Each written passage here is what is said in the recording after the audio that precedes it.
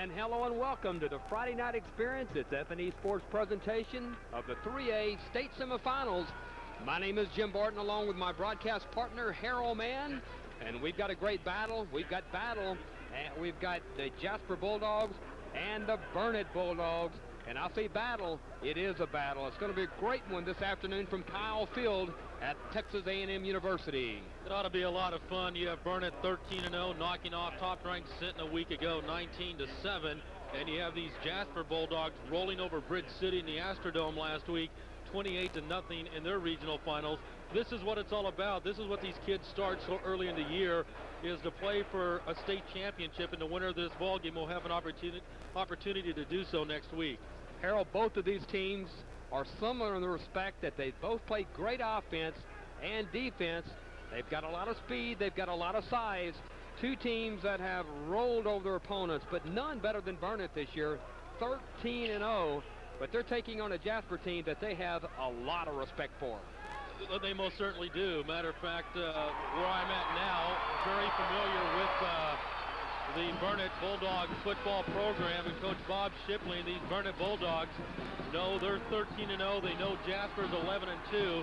They know they have their work cut out for them this afternoon. This ought to be a lot of fun. Two quality football teams. Who knows? This could be your top two teams in the state going at it right now. Burnet will get the football first. You heard the reaction of the crowd. Burnet, the home team this afternoon.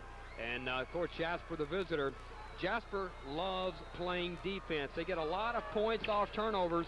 That defense always sets the offense up.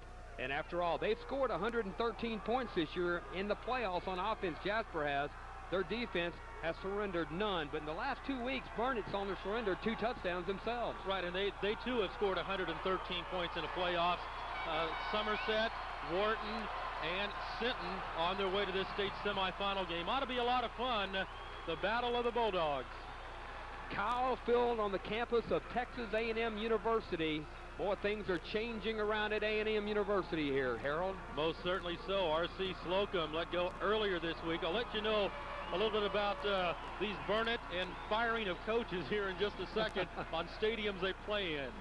Matter of fact, we have time right now.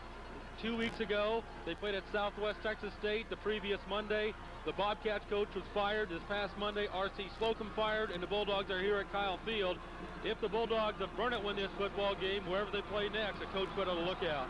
Harold Mann from a radio station in Marble Falls. They carry the Burnet Bulldogs, and we're underway. It will be kicked back. Jordan Shipley at about the 9-yard line. They're going to give it on the end around, and Shipley keeps the football. He is out over the 45-yard line. And we're underway on F&E Sports. We'll quickly set that Bulldogs defense this afternoon. Defensively, it's Sharderick Smith at the ends along with Marcus Woods. Joseph Red Bryant, your tackle, Kyle Bruno at the nose. Linebackers, Walter Limbrick, Dion Palmer, Will Byerly, Carl Mitchell. Into secondary, Darius Bronson, Jordan Patton, and Alfred Wright.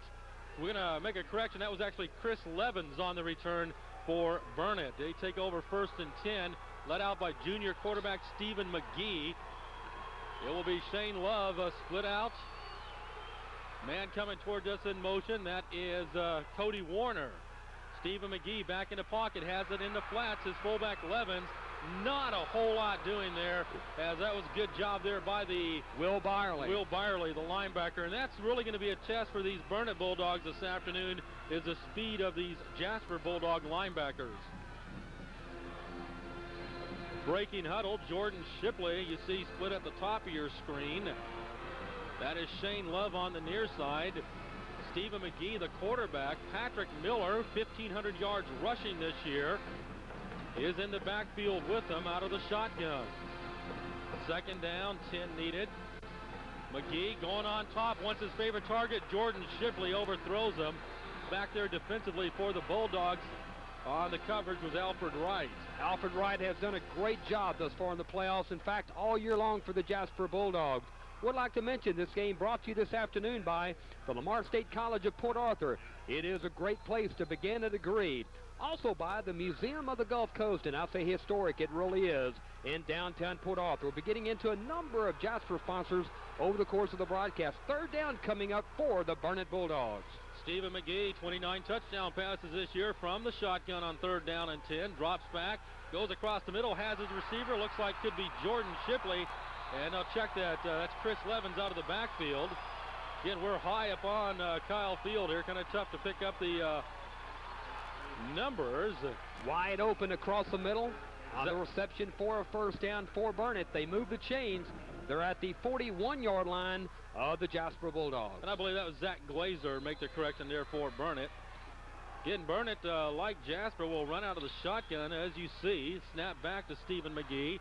Stephen going on top once. Jordan Shipley. Ball knocked away at about the 12-yard line by Darius Bronson. One thing you'll find out, or the Burnet Bulldogs will find out this afternoon, the corners are great for the Jasper Bulldogs.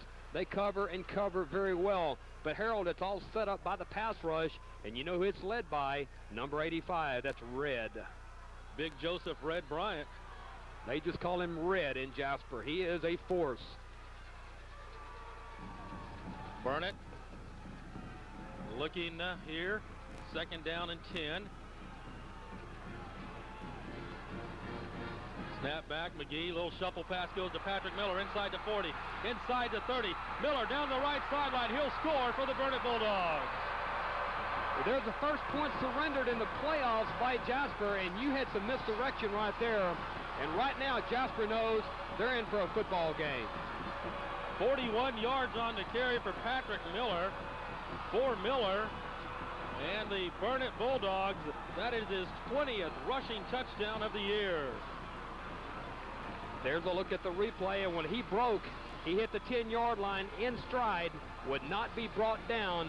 It's a touchdown for the Burnet Bulldogs. They lead 6-0 with the extra point pending. Harold, they've also got a very good kicking game. Mason Templeton, he is a 6'7", 210-pound senior. He's got a strong leg. He, on a kickoff, will basically from the 40 put it through the back of the end zone the majority of the time. Shane Love, his holder. And the kick is on the way, and the kick will be no good, off to the right. That could be big. Over the course of a broadcast, over the course of a game. It's a game brought to you in part by Jasper Ford, Lincoln, and Mercury. It's your East Texas hometown dealer. By the Golden Arches of McDonald's. By Weaver Brother Motors on Highway 96 South. It's where customer satisfaction is our #1 priority. By J. Kevin Dutton, attorney at law. Allison Chevrolet, that's Chevy, driving Texas. By First Bank and Trust, Eddie Hopkins. By Robbie Lovett over at Elijah's Cafe. How about the Longs over at Medicine Shop Pharmacy? By Doyle's Productions, Doyle Fane. The Kips over at Pew Ready Mix Concrete. And Odd Electronics in his 50th year. Mark, Jimmy, Juanice, Joel, and Judy. The complete line of furniture and electronics for the home. By Garland Smith Abstract Company, established in 1908, serving Jasper and Newton counties. That's Nicholas Matthews. And this is an exclusive presentation of FNE Sports. Jim Barton along with Harold Mann. And Jasper already defensively has seen different looks than they've seen all year. This is a very potent Burnet offense, and they showed it on the first drive. Well, as you saw right there in that first drive, they will come at you several different ways. They'll run the slant underneath the pass pattern. They'll go deep on the outside, deep on the inside, and then they've got a 1,500-yard, now 20-touchdown ball carrier that lines up in the backfield. Jason McQueen is back for the Bulldogs. He's at his 5-yard line. The wind blowing directly into the wind to the face of Burnet. It's going to be kicked low. They're playing against a return this afternoon. It's taken at the 25-yard line and looking for some open field. There is some, but the gap will close at the 37-yard line, and that's where this offense for the Bulldogs take over 1st and 10. It starts with the quarterback, Ricky Mitchell. In the backfield, you're going to see McQueen and Cook. They all alternate over the course of the broadcast. Receivers are Bass and Davis. Let's look at that offensive line. It's Kendall at center. The guards are Bruno and Moore. The tackles are Jory Adams and Sir Vincent Rogers. There's your offense for the Jasper Bulldogs. It's going to be Mitchell working in a shotgun formation. All 4 receivers loaded near side. Here's Ricky Mitchell to the outside. Ricky Mitchell, he breaks one tackle, stays on his feet. He's going to have a first down inside Burnet territory, 48-yard line. Good way for Jasper to start off. You got to like the athletic ability of Ricky Mitchell, as Jasper fans obviously have seen the last couple years from this young man, leaping up over a couple of defenders, getting the ball into Burnet territory. We're at 10:19 of the opening quarter. It's Burnet 6 and Jasper nothing. Here's Mitchell. McQueen in the backfield. He's right next to Ricky Mitchell. Here's Mitchell. He's looking. He's got a lot of time to throw. He's going to be heaving it deep. It's going to be intercepted at the 8-yard line. No flag. Burnet takes over at the 8-yard line. Jordan Shipley stepping in and getting the interception for the Burnet Bulldogs. Jasper was looking deep, looking for the big home run shot. From the word go, it's intercepted, and it'll be Burnet ball at the 10-yard line. We're at 9:57 of the opening quarter on the FNE Sports production of the Friday Night Experience. Let's go back to Harold Mann and the Burnet Bulldogs taking over on offense. For Jordan Shipley, that's his 8th pick of the year. Shipley along with Cody Warner split on the far side. Levens on the near side. Oh, this has got the makings, Harold, of a great game this afternoon. We're early on. McGee in and out of the hands of his intended receiver, Jordan Shipley, at about the 15-yard line. One of the few times that Jasper's seen such a wide-open offense as they're seeing this afternoon. And something about, you always talk about coaches' kids. Jordan Shipley, the receiver who just dropped that football, his dad's the head football coach. Quarterback Stephen McGee, his dad's the head basketball coach at Burnet High School. So they do have the coach's kid attitude, and that really will help a player. Burnet 6, Jasper nothing, first quarter. McGee from inside to 5 across the middle has Jordan Shipley out near the 20-yard line. Not going to get the first down. Good open field tackle, but down there by the Jasper Bulldogs. Getting in there to make the stop for Jasper was Chendrick Smith. One report we've had from Burnet is the fact, they throw the football the majority of the time, but they do play good ball control because they do throw a lot of short passes out in the flats and let the receivers go to work, maintaining control of the football. And that helps out a lot when you've got a quarterback that stands 6'3". Yes, it does. 9:16 to play opening quarter. 3rd down and 1 for Burnet, and I think the Bulldogs pulled Jasper offside. That's going to be Kyle Bruno on the defensive line, and they're going to move it back. They're going to move it forward 5 yards. That will be a first down for Burnet. Take the ball out to about the 24-yard line.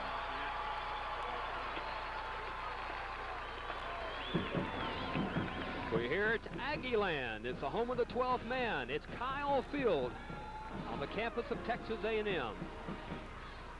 Stephen McGee from the shotgun. That's Jordan Shipley coming towards us in motion. McGee rolling near side. A lot of time. Flushed out of the pocket, still backing up, and he'll hit Jordan Shipley on the near sideline. Out about the 27-yard line. Gain where of he's 2. Knocked out of bounds. Getting in there defensively, Will Byerly. Good job there by Byerly for Jasper. Well, they've got a lot of strength on that defensive line. They've got a lot of speed in the linebackers. Speed as well by the defensive backs. And this team will really flush your quarterbacks out of the pocket. That's when the good coverage takes over. 2nd down. About 8 yards needed for the first down for the Burnet Bulldogs. Working from their own 26-yard line. From the near hash mark. Stephen McGee in the pocket. Standing. Overshot his intended receiver. And that intended receiver was Cody Warner. Some of the Burnet fans looking for the cheap shot after the incomplete pass. That was close, but it looked like whoever was coming in there for the Bulldogs, it might have been Wright, kind of pulled up at the last minute. Well, as we get another look at it right here. Okay. 3rd down and 8 for Burnet. First 3rd down and long we've seen from Burnet. See what they do with it here. Last time they went the shovel pass. There's a pass out in the flats. It's caught for a first down by Jordan Shipley at the 38-yard line. As that's Darius Bronson making the stop for Jasper. Harold, a Burnet team that has controlled time of possession the entire year. They're 13-0. I guess they would. Right. They know how to handle the ball, and a lot of times, as you saw from that interception from Jordan Shipley, their defense sets it up for that offense. First down and 10 for Burnet out at the 38-yard line. 8:50 to go first quarter. Burnet leading Jasper 6-0. 14 seconds on the play clock.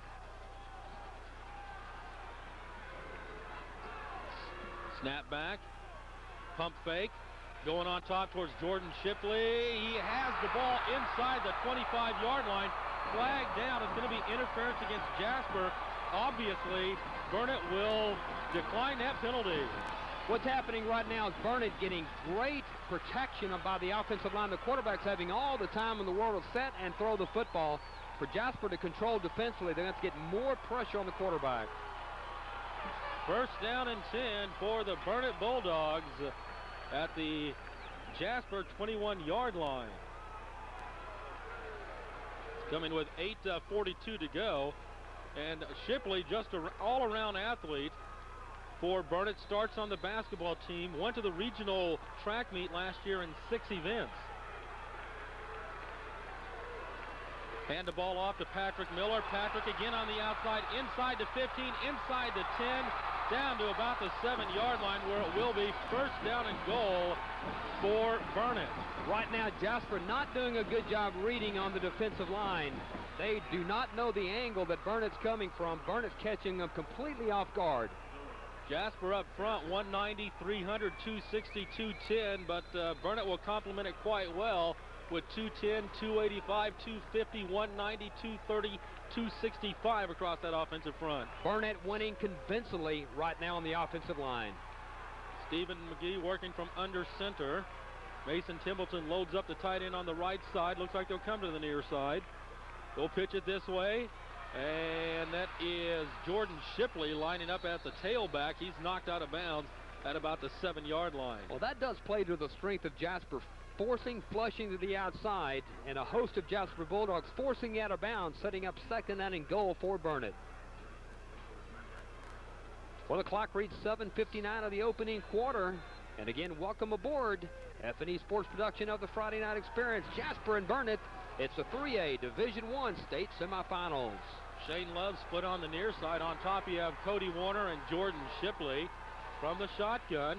Gonna fake the handoff. McGee looking towards the end zone all kinds of time. Flushed out of the pocket. Passes towards the corner of the end zone. It is going to be caught by tight end Mason Templeton for a Burnet Bulldog touchdown. A Harold man, at this rate, this is going to be a blowout. He has all the time in the world to throw. He is camping out, waiting for a receiver to come open, and you can't contain receivers that long. Mason Templeton had a big 61-yard reception last week for a score, and you might imagine after the first PAT being missed, Burnet may go for 2 here. And the burden is going to shift to a Jasper offense that needs to punch some points in, get that defensive rest, and regroup defensively. Snap back on the 2-point try. Jordan Shipley will not get there. That's the only thing that's going well for Jasper at this point. They trail 12-0 early on here in the first quarter. Harold, this is a convincing Burnet game right now, convincing across the board. Well, they had the first defensive stop on that interception. Now let's see how Jasper responds offensively here and what the Bulldogs of Burnet will do defensively. Boy, Burnet catching him off guard, to say the least. Let's take a timeout, and we'll be right back.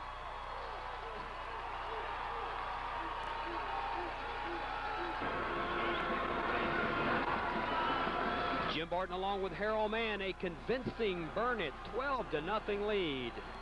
And Harold, I'm very impressed with what I'm seeing so far from Burnet. This is what, excuse me, they've shown all year long to this point, 13-0. They're going to be kicking it deep. It's going to be taken about the 10-yard line. Jasper looking for the good return. Good contained coverage. That was number 8, James Bass, with the football for Jasper. They're going to get cranked up at the 20-yard line. If you ever needed an offense to get it going and get it going in a hurry, it's right now. They've got to show that they can move the ball. They took that big early pass on their first possession, got it intercepted. They've got to go back to a Jasper offense and kind of mentally get themselves back in this game right now. It's all Burnet so far. Well, the Bulldogs obviously offensively has the Jasper defense confused. So we'll wait and see what happens here in this second drive. Jasper very potent. They're going to see how it feels to come from behind. Here's McQueen, who's going to be stopped at their line after a gain of 1. Jasper hasn't been behind a lot this year, and it's going to be interesting to see how they contain it and how they control it. And they, as we've mentioned, they have not been scored on in the past 4 ball games. And Burnet, the Bulldogs of Burnet, already 12 points up on their first 2 drives. 7 minutes and 18 seconds to play in the opening quarter. Burnet 12, Jasper nothing. McQueen in the backfield, I believe. We're way up. You'd think it's Mile High Stadium. It is McQueen. Here's Mitchell. He'll keep it. Mitchell to the 26-yard line, setting up 3rd down 4. Good containment by the Burnet Bulldogs, trying to cut him back inside. They would not give Ricky the outside corner. They flushed him back inside to let the linebackers come in and do their job. A strong wind at the Bulldogs' back. 1 receiver far, 1 near, 1 on the wing. As a matter of fact, there's 2 receivers on the wing. Here's Mitchell. They run out of a no huddle a lot like Burnet, so therefore they've got a lot of time to use. We're down to 9 seconds on the play clock. Here's Mitchell. Here's a give. Here's McQueen. McQueen will have the 1st down to the 33-yard line. That's a 1st down they needed. They need to score to get themselves back in it. They really did need that 1st down there. It was just run play, right side, follow some of those big hosses up front.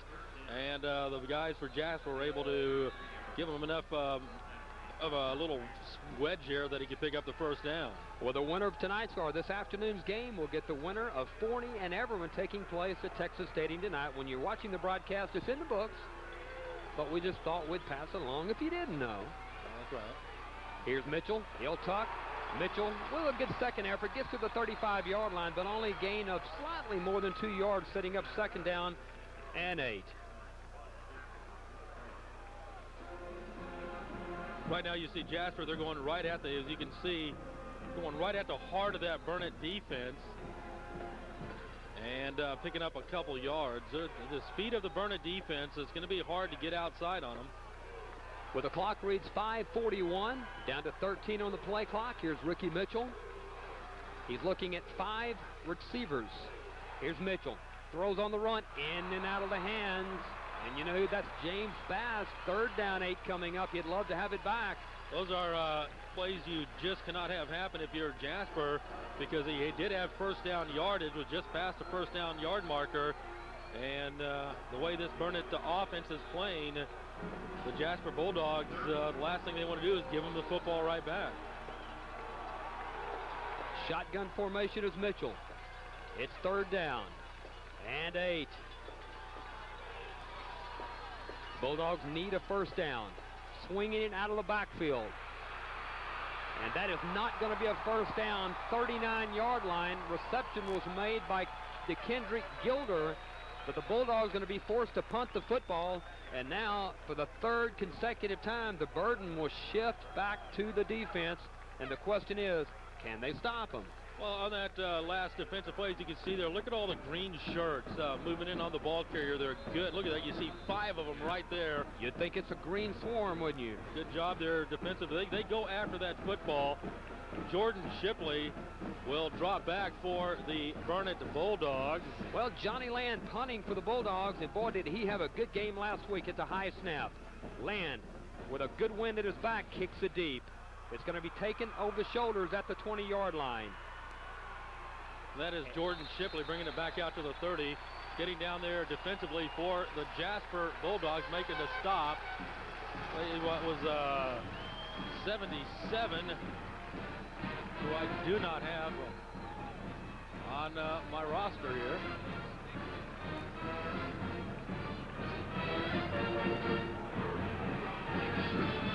First down and 10 for the Burnet Bulldogs from their own 30-yard line. Stephen McGee working from the shotgun. Patrick Miller lined up in the backfield right beside him.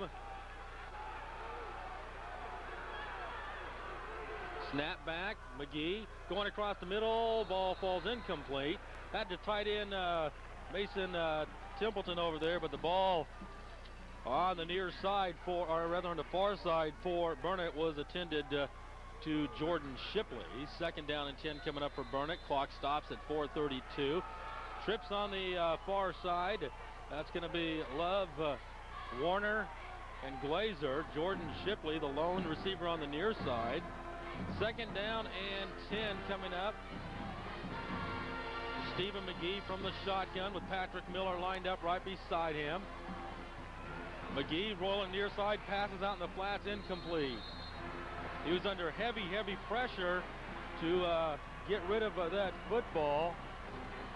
For the Jasper Bulldogs defensively, Shardrick Smith, the defensive end, was breathing down his neck, and McGee did the right thing. Stephen just tossed it away after he's outside that tackle box. There you see the clock, 4:27 to go here in the first quarter. Another 3rd and long for Burnet. They've been successful on their first couple here in the first quarter this afternoon. McGee in the pocket, passes out, has Shane Love as receiver. Good stop there by Alfred Wright. And for the first time this afternoon, Burnet will punt. That was a defensive stop that Jasper really and truly needed to make with 4:13 to play here in the opening quarter. And now Jasper, based on the fact Burnet kicking into a stiff breeze, should have an opportunity to have pretty good field position.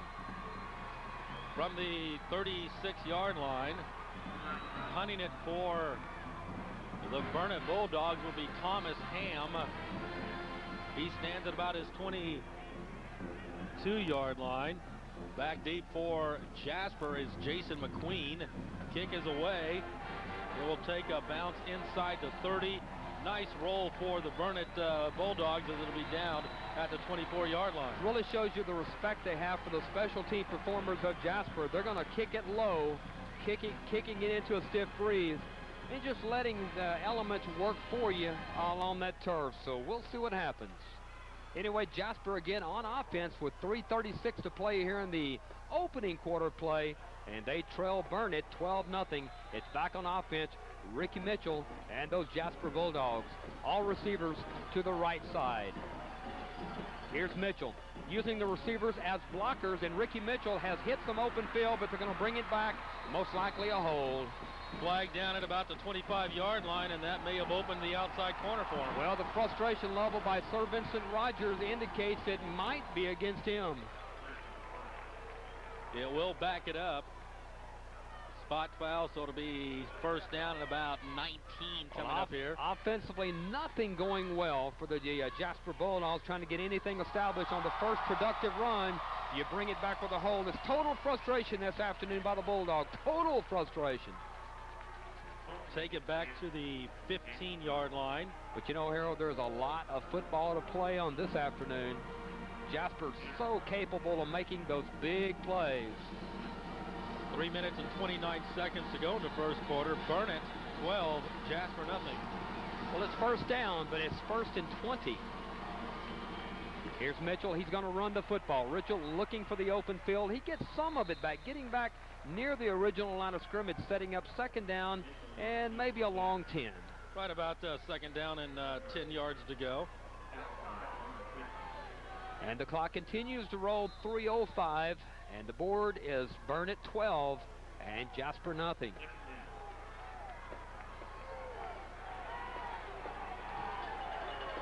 Ball on the 24-yard line. It's 2nd down, and we'll call it 10. Play clock down to 4 seconds. Mitchell's got to be careful. Will it run out? Yes, it will. He's not going to get it off.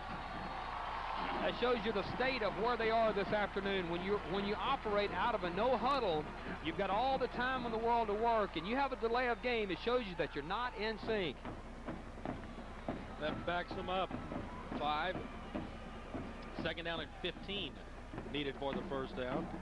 When you operate out of a no huddle and you can't get a play off, unexcusable. You should. You go up to the line of scrimmage. You're at the line of scrimmage, usually with about 20 seconds to snap the football. So I'm sure Coach Love not really happy about that. 2nd down, 15. In motion will be Jason McQueen.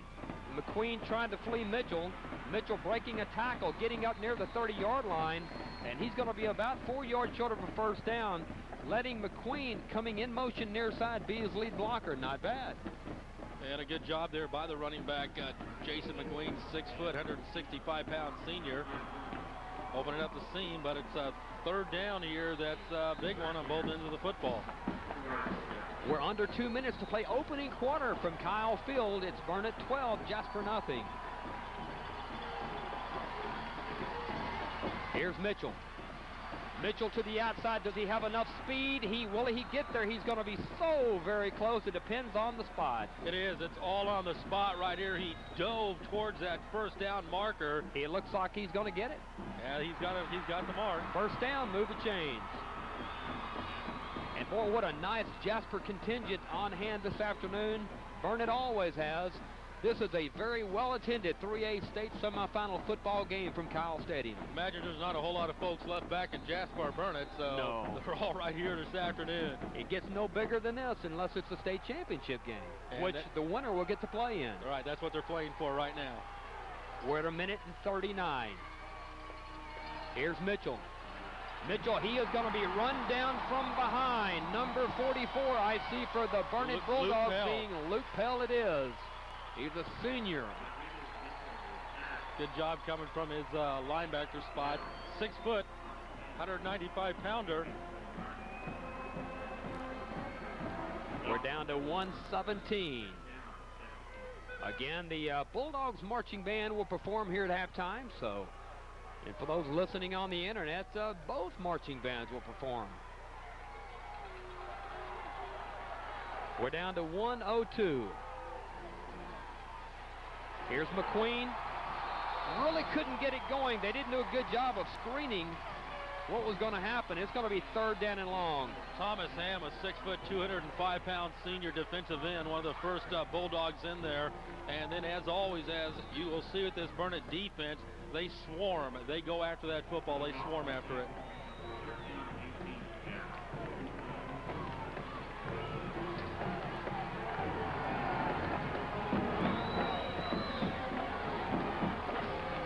Third down, and it's going to be 18.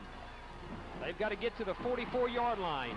Mitchell runs into his own guy. He's going to have to throw on the run. It's going to be incomplete.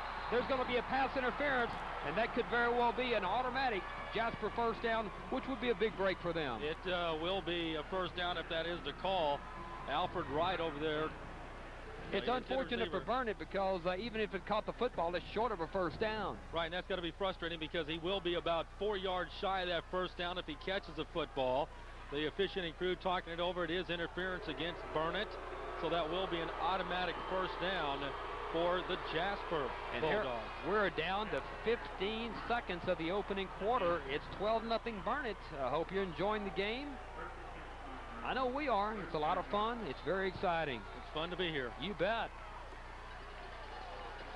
Ricky Mitchell, shotgun formation. In motion is going to be Gilder out of the backfield, and now what? Going to have movement up front on Jasper. Boy, they have self-destructed so far.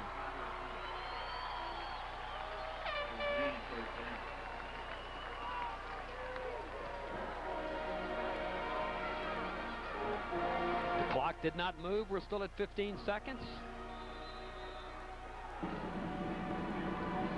And now the play clock moving down to 20 seconds.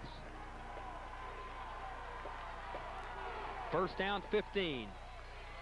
Here's Mitchell looking for a receiver to come open. He's got one open if they can get to it. Overthrown, looking for Gilder. He was wide open, and that had touchdown written all over it, but incomplete. Clock is stopped. 8 seconds to go in the first quarter. Shows you the extent of the play, a long pass play. 8 seconds or 7 seconds elapsed on the clock, and there's another look on a replay. And just slightly overthrown. He had his man beat.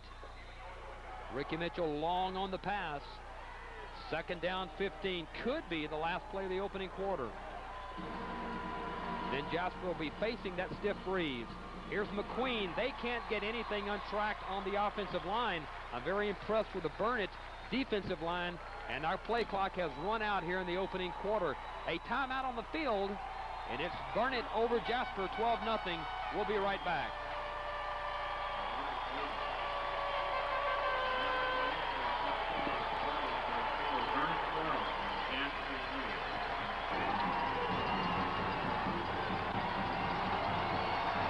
Jim Barton along with Harold Mann. It's third down, 9 for the Bulldogs. Here's Mitchell out of a shotgun. He has a lot of time to work with. He's down to 9 seconds, so the clock moving around.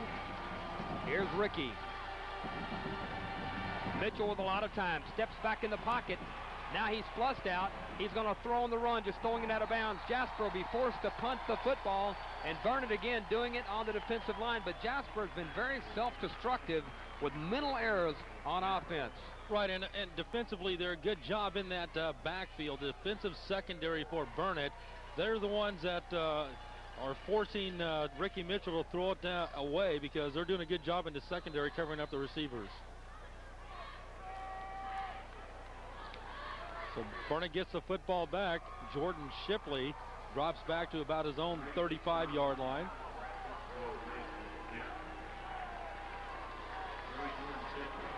And we're in the second quarter on the F&E Sports production of the Friday Night Experience. Welcome aboard.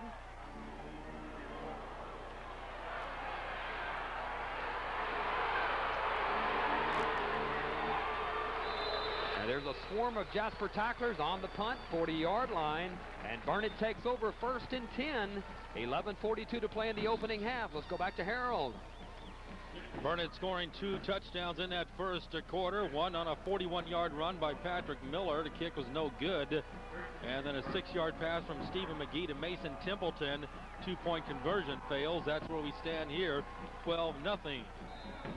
Today's game brought to you in part by the Lamar State College of Port Arthur, a great place to begin a degree, and the Museum of the Gulf Coast in downtown Port Arthur. Stephen McGee looking over towards the sideline out of the shotgun. Looks like he's changing things up a little bit. Have about 5 seconds to snap the ball. There it is. McGee goes towards Jordan Shipley, has the pass completed out to about the 42-yard line. Defensively for Jasper, Alfred Wright makes the stop. About a 3-yard pickup for the Burnet Bulldogs, and got to give credit right now to that Burnet offensive line. They're giving McGee all kinds of time up there. He looks downfield, nothing doing, so then he gets Jordan Shipley underneath for 3. Today's game brought to you in part by Jasper, Ford, Lincoln, and Mercury, your East Texas hometown dealer. And how about those golden arches of McDonald's? Shane Levin, Zach Glazer split on top. Cody Warner now will flank out. That's Jordan Shipley coming towards us in motion out of the backfield. Quick screen fake, looking, going to hand it off on the inside.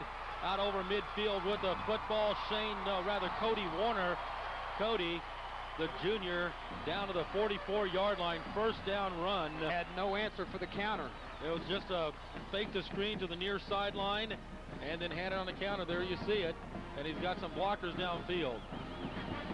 Weaver Brothers Motors on Highway 96 South. It's where customer satisfaction is our #1 priority, by J. Kevin Dutton, attorney at law, and Allison Chevrolet, Chevy, driving Texas. 1st and 10 from the Jasper 44-yard line. Stephen McGee back in the pocket, going on top. He's got a man wide open. Jordan Shipley, he'll score a touchdown for Burnet.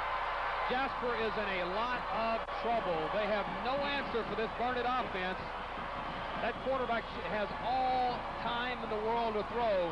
It's going to be a long afternoon if Jasper's got to get something going offensively, because they cannot get penetration on the quarterback right now. Jordan Shipley for the Burnet Bulldogs on the touchdown reception, puts Burnet up 18-0. Talking about being prepared to play football, that's Burnet. 29 touchdown, actually the 30th now for McGee, and the 20th touchdown reception for Jordan Shipley. Well, can Jasper deny him for the 2-point conversion for the 3rd time? This time they cannot. 20-0. That is Jordan Shipley on the reception. It is all Burnet. You got that right. Half. Timeout.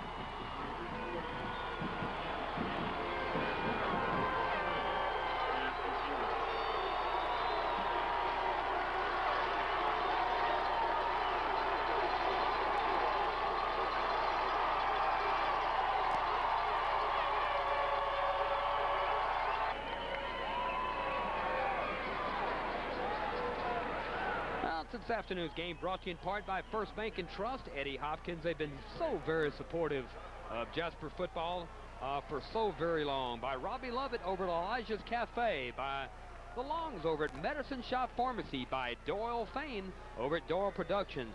Hey, the Kips have been very supportive. Over at Few Ready Mix Concrete, Auto Electronics in its 50th year. Mark, Jimmy, Juanice, Joel, and Judy. It's a complete line of furniture and electronics for the home. And Garland Smith Abstract Company, established in 1908, serving Jasper and Newton counties. Hello to Nicholas Matthews. This is an exclusive presentation of F&E Sports. And Harold, man, there's the kick you were talking about, the young man with a strong leg. It's kicked out of the end zone. Jasper takes over at the 20-yard line. And right now for the offense of Jasper, it is literally do or die. Right, and now Jasper, the further Burnet gets ahead here and the further we move along in this football game, their options become less and less available. They're going to have to start going to the air. They've got a lot of ground to make up right now, down by 20 points. The mettle, the character is going to be tested this afternoon. It already is. Jasper has been so explosive. They can do a lot as well, but right now they're being dominated on the line. Defensive end Mark Manning, just 5'9", but a 200-pounder senior. We're down to 10:07 Both of these the opening half. Sorry, Jim. Both these schools just traditionally rich. Jasper has never been in a state championship game. Burnet in 1991, their only trip to the finals, they lost to Groesbeck 7-0. Well, at this rate, they may get their second opportunity. Here's Mitchell. Here's Mitchell, flushed out of the pocket. Mitchell with nobody to throw to. He's going to be run out of bounds. Third down and about 12 coming up.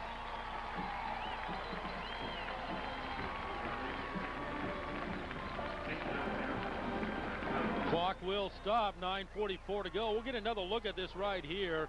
Again, a good job by the Burnet secondary, not giving Mitchell any targets to throw to downfield. And Ricky does a smart thing and just goes out of bounds here. 9:44 to play opening half. Ricky Mitchell, third down 12. You don't make it 3rd and 13. They do not want to punt the football now. Here's Mitchell. He'll keep it. They're going to be forced to punt again.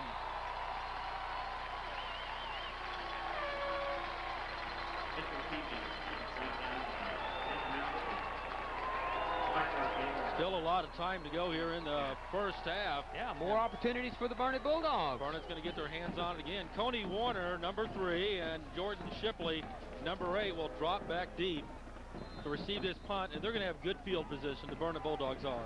Johnny Land has done such a good job of punting. Will punt the football. He'll punt it from his own 12-yard line.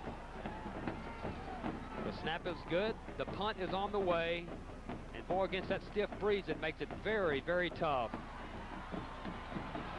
Good containment by the Bulldogs on special teams. And a host of Bulldogs bring the young men down at the 40-yard line. And that's where the Burnet offense takes over. And Jasper needs to do something. First of all, they need to stop them 3 and out, or better than that, they need to force a turnover. Something good needs to happen for Jasper to just let themselves know they've got a chance here. They have to make that defensive stop for Burnet. 8 minutes and 54 seconds on the clock. Burnet on top here, 20-0. Looks like Levin's in there in the backfield along with Patrick Miller, lined up beside quarterback Stephen McGee. Play clock hasn't even started to wind backwards yet. Now it has. From the shotgun, hand the ball off to Patrick Miller. Miller stacked up after a minimal gain of about a yard. It's almost looking like this is something that just sets them up. They'll be very basic and go across the middle, get their 1 or 2, or throw out here in the flats for 1 or 2. Then they come with some misdirection. You may see a counter coming up here, or they may go down the field. They can really catch you off guard. With the athletic ability all these kids have, I mean, you're right. There's just so many options these Burnet Bulldogs have. 2nd down and 9 from the 43.5-yard line. Clock winding down to near 8:10 to go in the quarter. Stephen McGee will go to the air again, going towards Jordan Shipley. Flag coming down, interference coming up. Very unfortunate as well, because that's an uncatchable football. Right, and if he does come up with it, it's only about a 2-yard gain, similar to what you saw earlier on the interference called against Burnet, but this will be another first down for the Burnet Bulldogs. See, he had There's a slow down look.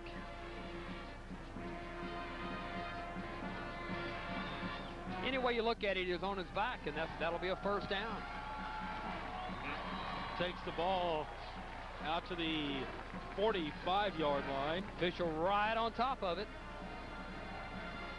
What a nippy afternoon from Kyle Field.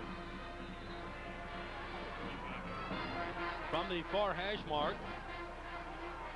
First down and 10 from their own 45-yard line. Burnet leading Jasper 20-0. Just over 8 minutes to go here in the second quarter. Stephen McGee going on top. Jordan Shipley open. Jordan Shipley inside the 30 to about the 29-yard line. First down, Burnet.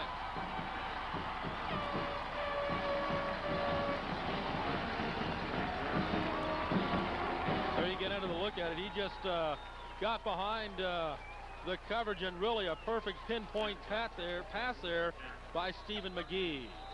Now I know why A&M is looking. That man is so poised throwing the football. He looks so relaxed back there just throwing it. Just a junior. Boy, he really looks good. Snap back to him. Faked a handoff to Patrick Miller. Going on top again. Jordan Shipley into corner. Goes up over a couple of Jasper defenders. Touchdown, Burnet. Beautiful catch here by Jordan Shipley.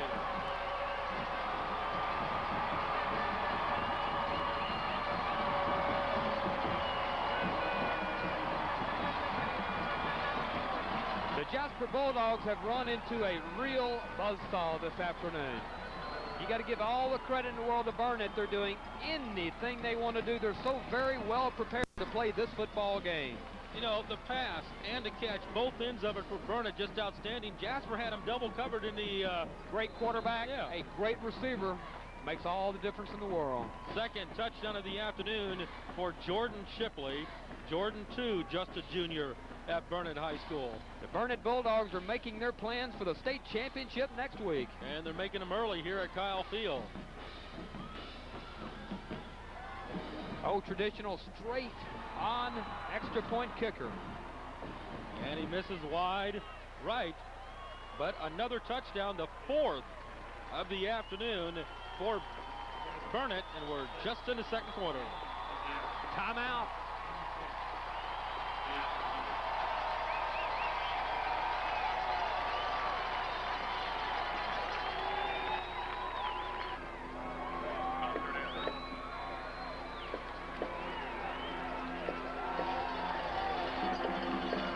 Along with the Harrow man. It'll be Burnet kicking off, leading 26-0. One aspect of the game they're not happy with is extra points right now. It's going to be taken at the goal line, and here's McQueen. Would love to make something happen. Look at the pits of Gilder to the outside, and Gilder's going to break a tackle but run down at the 46-yard line. And what happened was, as McQueen had it and around the 15-yard line, he just lateraled it over to Gilder, looking for something too big to happen. When you're trailing 26-0, what more do you have to lose? Right, you got to try for the big play. Very, very fortunate there that he didn't get called for maybe a forward lateral. That was right on the line. A good job there by Jason McQueen. That was pretty close, but it was back apparently. Nice play. 7:27 to play opening half. 26-0 Burnet over Jasper. It's Mitchell over center. Can the Bulldogs get anything going on offense? Here's Mitchell. He's got his receiver open. I believe he's got it, and he does. Near the first down at the 43-yard line of Burnet. It's going to be a first down. They'll move the chains.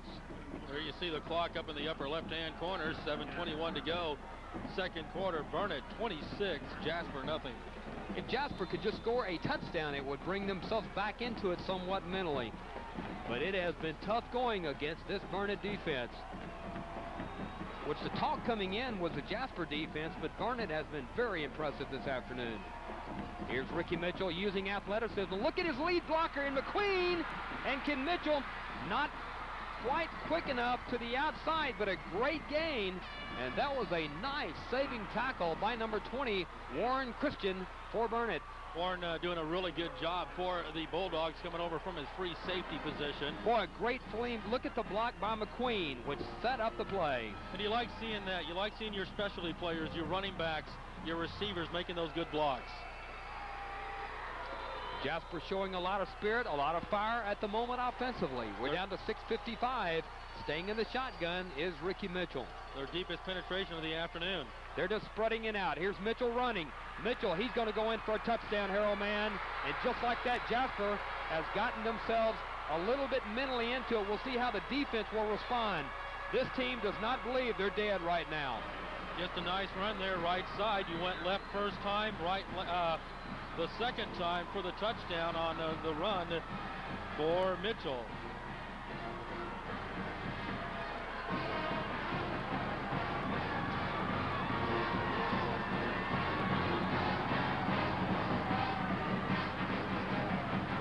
It's going to be Marlon Cook. And this will be the second consecutive week that he's had his kicking shoe, and he was very impressive a week ago. 4 for 4 on extra points. Can he make it 5 for 5? It's up. It is like clockwork in Jasper. You can hear the contingent on the other side. Let's listen in for a moment. Boy, they are really getting into it. They feel a little bit better. They know how explosive they can be offensively. They've got to feel better about themselves. I think they're playing right now, Harold, with a little bit more sense of urgency. But let me warn the audience watching and listening. Great teams always find a way to come back and respond to meet it in kind. We'll see how Jasper tries to hold back Burnet on offense. Right, and that was exactly the point I was going to make. Yeah, sure, Jasper just drove downfield, did a great job getting in the end zone, but now your defense needs to step up and stop this Burnet offense. As we have seen, the Burnet offense just rolling here in the first quarter. They've had the ball 5 times, 4 touchdowns on the afternoon for this Burnet ball club. At 26-7 right now. Still a big hill for Jasper to climb. 6:43. Again, 26-7, Burnet over Jasper. And Harold, in the 4A division last night, Brenham, I'm not saying it's surprising, but a very convincing 23-6 win over Lamarck. And that caught some people by surprise. It caught me totally by surprise. Sure, Brenham was ranked #1 in the state for several weeks this year. But Southeast Texas background, as I have, following the West Orange Starks and the Netherlands of the world, we're very familiar with that Lamarck program. So, yeah, that did surprise me. How about New Braunfels from your neck of the woods? A 17-7 win over Oak Ridge. And here's Marlon Cook's kick taken at the 10-yard line. Shane Love on the return for Burnet. Shane will bring it out to about the 24-yard line.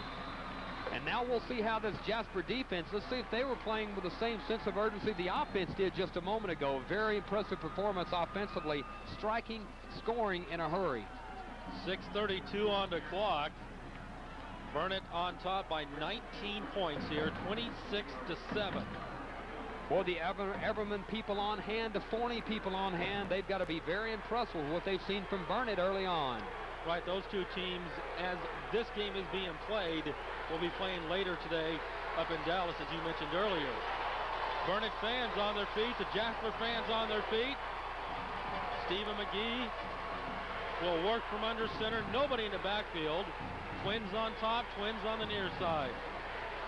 McGee on first down. Stephen drop back, quick slant pattern. Cody Warner has it at the 20, 25, 30, 35, cuts over to 40, brought down at about the 41-yard line. Jasper's had no answer for them offensively, and wouldn't surprise me a bit to see Burnet just march on down the field, but Jasper knows they've got to get quicker penetration on the quarterback, but I'll tell you what, McGee gets it off in a hurry any way you look at it. And Coach Shipley really has got to be proud with his coaching staff. I mean, they're scouting. Their coaches work hard, as do the Jasper coaches this time of year. Everybody putting in a lot of hours. The coaching staff for Burnet obviously saw something in this Jasper defense they feel as though they could take advantage of. Well, they have so far. We're down to 6:04 to play opening half. First down for Burnet from the 42-yard line. Stephen will call timeout. McGee takes the timeout. Well, the play clock was running down. They take a timeout. We'll take a timeout with them. We'll be back on F&E Sports in a moment. Seconds to go here in 5:58 to go here in the second quarter. 1st and 10 for Burnet. Screen pass out of the backfield, knocked down, intended towards Patrick Miller. Ball was knocked down by the Jasper Bulldogs. Getting in there was Marcus Woods. Very, very fortunate there. He didn't pick that one off. Look how close it really was.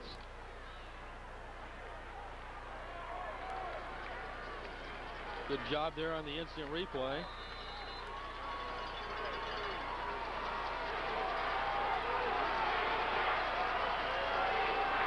Second down and 10. Jordan Shipley going in motion away from us. Snap it back to McGee. Stephen rolling right side out into flats. Has his receiver Cody Warner for a first down. Down to about the 43-yard line.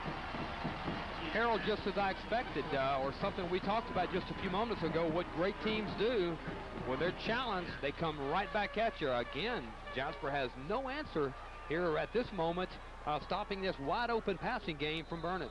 Clock winds down, 5:40 to go in the second quarter. Burnet 26, Jasper 7.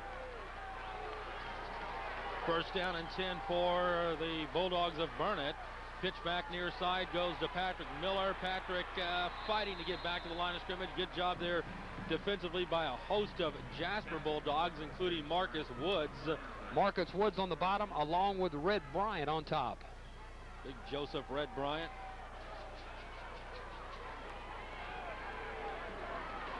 Clock winding to the 5:10 point. Second down, right at 10 yards needed for the first down.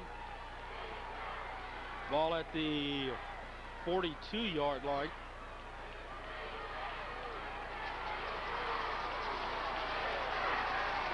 Snap back to Stephen McGee. Passes to Jordan Shipley. Shipley upended right nice at open about. field tackle, Harold, man, by Alfred Wright. Alfred did a really good job. He fought off the block of Shane Love of Burnet, was able to make the stop. Good job there by Wright. Otherwise, Jordan Shipley had a lot of territory out in front of him.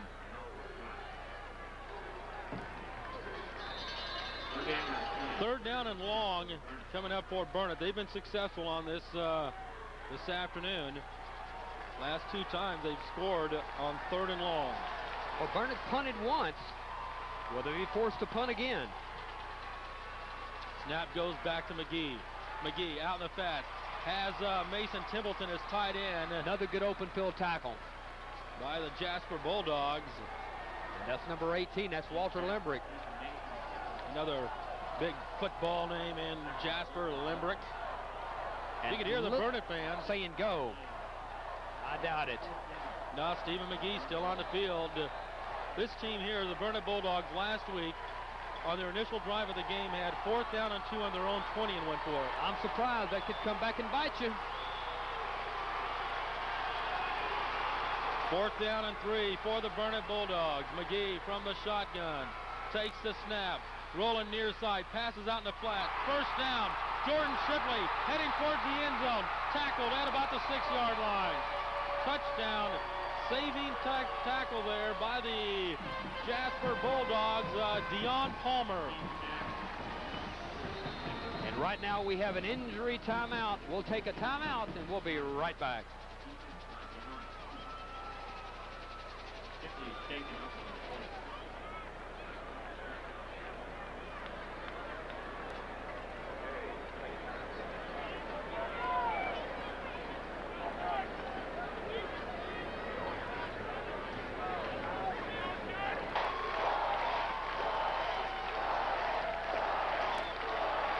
For the young man who just got hurt, we certainly hope he's okay, because boy, he is a cornerstone of that football team. Well, he really is. He's down on the bench right now. Matter of fact, as he comes off the field, the fans chanting Jordan, Jordan. They know how important Jordan Shipley is to this football team. First and goal for Burnet. Hand the ball off to Patrick Miller. Patrick stacked up at the line of scrimmage. It even changes what they do on the very next play. They can be so diverse with Patrick or for Jordan. I'll tell you what, for their sake, I hope he's back. They're working on him right now, so just time will tell. Heck of an athlete. Yes, he is. High school. Well, second down and goal for the Burnet Bulldogs, and how big a stop would this be for Jasper? Well, they pretty much ain't need it. I mean, with 2:20 to go in the second quarter, a score here could be really, really detrimental to Jasper. Stephen McGee dropping back, rolling far side, lets the ball go wide open in the end zone. Man. Touchdown, Burnet Bulldogs, Shane Love. Check that again, Cody Warner. We're way up here, hard to pick up numbers. That was Cody Warner on the touchdown reception. Well, they did just what we anticipated they might do, is respond in kind, and they have. They lead 32-7, and now Jasper, with 2 minutes to go in the half, when they get the football back, are going to be forced to just have any chance at all. They're going to have to score in a hurry. And Mason Templeton in to try the PAT. He's 0 for 2. Anything's gone wrong for Burnet this afternoon. The only thing that's gone wrong this afternoon. Well, there's one up, and good. Mason comes back through. There's a timeout on the field. 2:09 to play opening half. It's Burnet 33, Jasper 7. We'll take this timeout.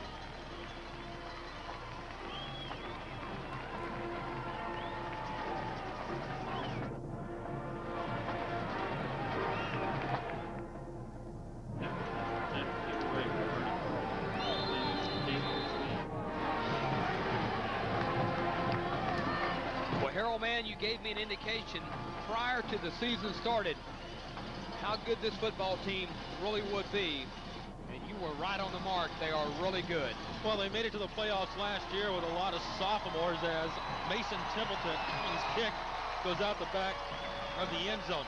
Mixed in with all the returners they had, there was no doubt in my mind Burnet was going to be an outstanding football team. I just didn't know how good, and they've been rolling, and they get better week by week. No doubt. Now Jasper with 2:04, which is plenty of time for this football team to score.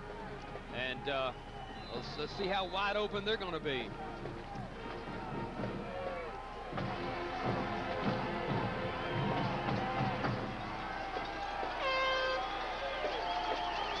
Here's Ricky Mitchell. Staying in the shotgun formation. He's flanked. Here's Mitchell. He's throwing. Looking for the athleticism, looking for the athletic ability, and they're seeing it, looking for the freeing block. That is athleticism right there. A big play, big catch, Kenneth Davis, and that's how quick they can strike. My question is, why didn't they do this earlier? Well, it's just, I don't know. I can't answer that. They have such a long way to go. I mean, they scored their last time they drove downfield. A big offensive play there. However, they've got a 33-7 deficit they're staring down right now. .142. Tackle by number 32 on the play, and that is Joe Saldivar. Good job there. Just a sophomore at Burnet High School, a 5'10", 225-pounder. We have a timeout with $1:23 to go in the second quarter. And I would like to mention again, while we have this opportunity, tonight's game, or this afternoon's game, it's a hard time saying this afternoon's game, it is brought to you by the Lamar State College of Port Arthur. It is a great place to begin a degree. Hard to say that, but it's true. The Museum of the Gulf Coast in downtown Port Arthur. It's certainly a historic place. It's a beautiful place, and the people of Port Arthur invite you to take a look at the Museum of the Gulf Coast. Jasper, Ford, Lincoln, and Mercury. It's your East Texas hometown dealer. All of the local McDonald's up in Jasper, the Golden Arches. Weaver Brothers Motors, Highway 96 South. It's where customer satisfaction is their #1 priority. By J. Coven Dutton, attorney at law. Allison Chevrolet, Chevy Driving Texas. First Bank and Trust, Eddie Hopkins. Robbie Lovett over at Elijah's Cafe. Belongs, great people over at Medicine Shop Pharmacy. By Doyle's Productions, Doyle Fane. The Kips and Few Ready Mix Concrete. Auto Electronics in its 50th year. Mark, Jimmy, Juanice, Joel, and Judy. The complete line of furniture and electronics for the home. And Garland Smith Abstract Company. Nicholas Matthews serving Newton and Jasper counties. Here's Mitchell. A lot of time to throw the football, looking down, incomplete. Is that going to be an interference call? It is. Intended receiver was Alfred Wright. And what the Burnet bench is calling for right now is the ball was not catchable. Head coach Bob Shipley over there waving the hand above the head. We've seen that twice already tonight. Correct. And the question or not whether it's questionable or not, but overall the officials have done a good job. We were just talking about that. They're letting them play football.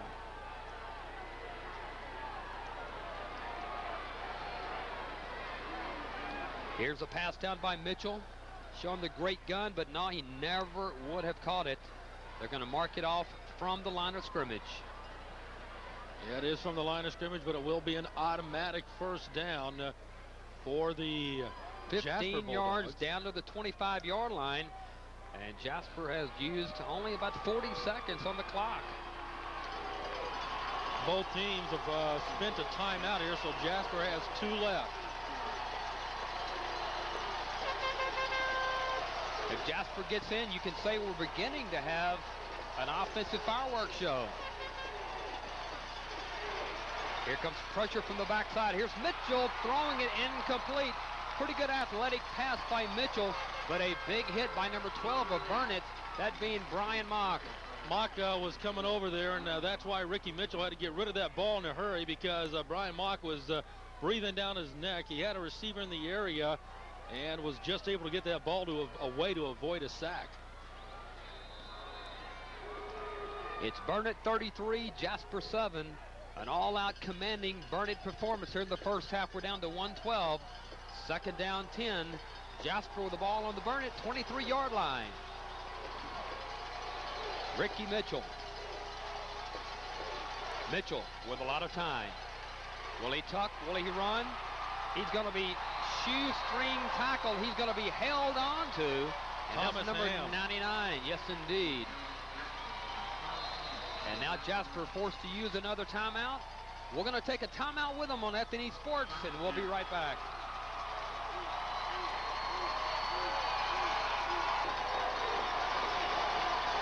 Third down, 15. I would certainly say we're in 4-down territory. Here's Mitchell looking downfield. A receiver coming open, but Mitchell did not catch him. And the intended receiver was Kenneth Davis. Fourth down, and you go for it, losing 33-7. What choice do you have? That's true. Shane Love running stride for stride with the receiver there. But Jasper needs to get the ball down to at least the about 13-yard line to pick up that first down.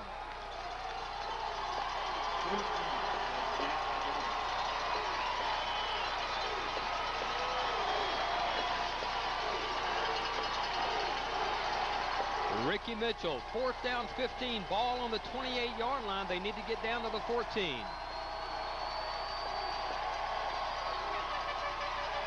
Here's Mitchell looking back. If he has the time, he will break a tackle.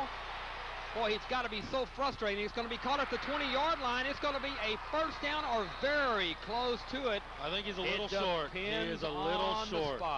You're right. Did he get the left foot or right foot? I thought he came up a little short, but the officials are going to call for the change. I don't think he got it. From my vantage point, I think he's a little short. That's going to be close enough for a measurement. They're going to bring the change. I don't think he got it. I don't either. I think the Burnet defense held him here. Taking a look at the replay, how far did he get? Wow. I'm not too sure the spot was very favorable, Harold. And the Burnet defense holds. Yes, they do.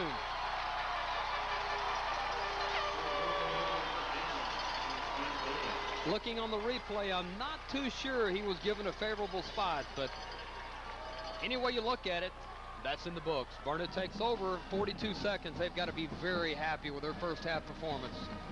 Putting 33 points up on the board against this Jasper team, they're ecstatic, and then they just totally shut down this Jasper offense with the exception of that one drive. Let's see what the Bulldogs elect to do here. Imagine with it on to 15, they may just keep the ball on the ground. Patrick Miller on to carry. Not much for Patrick. Right about to the line of scrimmage. Maybe a little loss. Ball might have to be snapped one more time for the start, or actually the end of the half.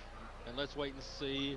Jasper has one timeout to utilize, but I don't think they're going to use it. And Burnet will not even have to snap the football as there's 19 seconds left up on the clock. Closing thoughts on the first half. We're just totally impressed with the way this Burnet offense came out and attacked. They attacked that Jasper defense, you know, hit them high, hit them low.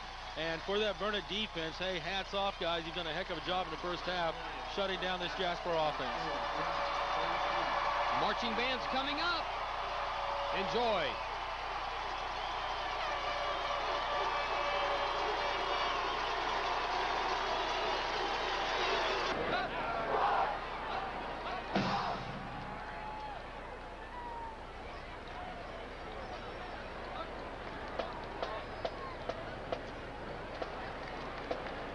Ladies and gentlemen, for your halftime listening enjoyment, the Jasper High School from Jasper, Texas would like to present to you the 2002 Jasper Bulldog Marching Band. Opportunities, you just got to take advantage of every opportunity you can possibly have in the second half. For Burnet, they just need to play the type of football game they played in the first half, and they'll be playing a week 15. From a Jasper perspective, you have to play the greatest defense of your life. Got to stop them. You have to be lucky. You have to earn turnovers, get lucky a time or two, and you have to be pretty flawless on offense to overcome something like this. Right, and you hear this old cliche so many times, the first few minutes of a half, the first few minutes of a third quarter. This initial drive of the second half could really tell us a lot of what's going to happen the rest of the way. Here's a low kick. A scramble for the ball. It will be recovered by Jasper, 37-yard line, so they've got to feel pretty good about their field position starting off.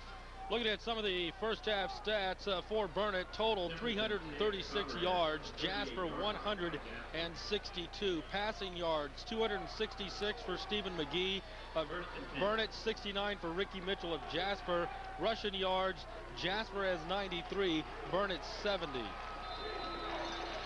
Jasper takes over to start the second half, 38-yard line, 1st and 10. Here's Ricky Mitchell. He cuts to the outside. Ricky Mitchell trying to utilize his speed, but he's run out of bounds by some speed as well. Number 20, that being Warren Christian. We've said his name more than once tonight. Warren's done an outstanding job all year long, a senior at Burnet High School, 6 foot 175 pounder. 11:50. Third quarter clock, 33-7, Burnet over Jasper. This is the F&E Sports production of the Friday Night Experience. And we hope you're enjoying it so far, but Jasper's got to really find a way to fight themselves back into this game. Here's Ricky Mitchell looking for a receiver to come open. Pressure from the backside. Ricky Mitchell is going to break a tackle. I do not know how he did, but he's finally brought down back at the original line of scrimmage, the 38-yard line, setting up a 3rd down 10. Credit Burnet on defense. They've been very strong tonight. That was a really good job there by Ty Kuhn of the Burnet Bulldogs, getting in there, frustrating and flushing Ricky out of the pocket. Ricky broke away, but Ty Kuhn did a job to keep him intact until the rest of the guys in green. I like the name. It's a good football name. 33-7. 3rd down and 10. Mitchell out of a shotgun with 10 ticks on the clock, play clock. Look for the double backwards pass. And there is nowhere to go. That was read very well by the defense. Jasper, I'm curious to see whether they'll go 3 and out. I would assume they would. That's not the way they wanted to start the second half. They will punt the football. Not at all. A good job by the Burnet defense. Containment again. They're not letting Jasper get outside the Bulldog 11. As you see, look at that again. We talked about it in the first half. You see around 6 green jerseys there. Good penetration, and they just swarm after the ball. You know, Jasper's fake punting more than once this year. I don't think it'll happen here, but something to look for. Here's a punt. It's going to be punt away from return, looking for a favorable roll. Good roll, out of bounds, 31-yard line, and Burnet takes over 1st and 10. And boy, they could make matters worse by mounting a drive of their own here to start the second half for themselves offensively. Up 33-7, 10:21 to go here in the third quarter. The winner advances to the state finals next Saturday. Would like to say thanks to Garland Smith Abstract Company, established in 1908, serving Jasper and Newton counties. And Nicholas Matthews certainly came to our aid. Appreciate your help. Shane Love split on the near side. Cody Warner, Zach Glazer on top. Stephen McGee from the shotgun with Patrick Miller lined up right beside him.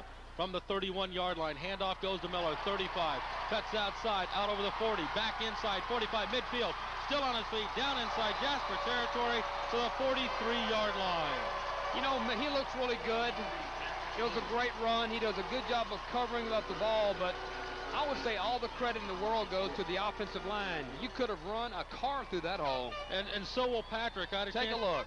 I had a chance to talk to him as you see him here 2 weeks ago against Wharton. He had 255 yards rushing. I asked him about his style of running, and he said his style is Mason, Eddie, Jacob, Terrell, and Clayton and Eddie, his offensive linemen. Yes, indeed. 1st and 10, Burnet. They're at the 43-yard line. McGee to go to the air again. Stephen has his receiver inside right at about the 35-yard line. Back to the 36 goes Cody Warner. They're picking up where they left off. Yeah, picking up where they left off, and Jasper has no answer. Their quarterback, McGee, looks so poised in the backfield. And Harold, you talked about coming up. He's a guy that will be back. He's a bunch of schools that are looking at him for down the line. And I can certainly see why. He's got a lot of poise. He's got the size. He's got the arm strength. This is a blue chipper in the making. 2nd down, 3 yards needed for Burnet. Cody Warner moving away from us in motion. Snap back. Hand the ball off to Miller. Miller breaks a tackle inside the 35. Turns the corner inside the 30. Back against the grain down to the 25.5-yard line. Well, a few minutes ago, I gave the credit to the offensive line. This time, I give the full credit to Miller. He just had a lot of patience. He found the open hole and then did some footwork on his own. 1st down, Burnet. They have it right at the Jasper 25-yard line. Just under 9 minutes of play in the 3rd quarter. 33-7. The Burnet Bulldogs leading to Jasper Bulldogs here in the Class 3A Division I state semifinal. Thanks to Auto Electronics in their 50th year. Mark, Jimmy, Juanice, Joel, and Judy, the complete line of furniture and electronics for the home. And the Kips over at Few Ready Mix Concrete. 1st down pass in the flats to Cody Warner. Cody finds a seam inside to 20, inside to 15, down to about the 11-yard line. Picked up a good downfield block from Zach Glazer. Many thanks goes out to Doyle Production, Doyle Fane, the Longs over at Medicine Shop Pharmacy as you look at the replay, and Robbie Lovett over at Elijah's Cafe. Harold, he caught the ball, put some speed after the catch, and just managed to fight himself down near the 10-yard line. Young man, Justin Jr. That's scary. Coming towards us in motion. Hand the ball off to Patrick Miller. Good job there defensively by the Jasper Bulldogs. They get in there and wrap Patrick up for a loss. Number 13 on the tackle for the Bulldogs, that being Dayon Palmer. 6 foot, 185-pound senior. Ball at the 13-yard line. Going to lose a couple on the play. You know, I mentioned Robbie Lovett over at Elijah's Cafe. How about First Bank and Trust, Eddie Hopkins? And Allison Chevrolet, Chevy driving Texas. Shane Lovell split on the far side along with Cody Warner. Zach Glazer on the near side. 2nd down and 12 from the 13. Stephen McGee to pass again across the middle. Zach Glazer in the end zone. Touchdown, Burnet. A slant pattern got him at the A of the Texas A&M in the end zone. And Burnet has opened up a 39-7 lead.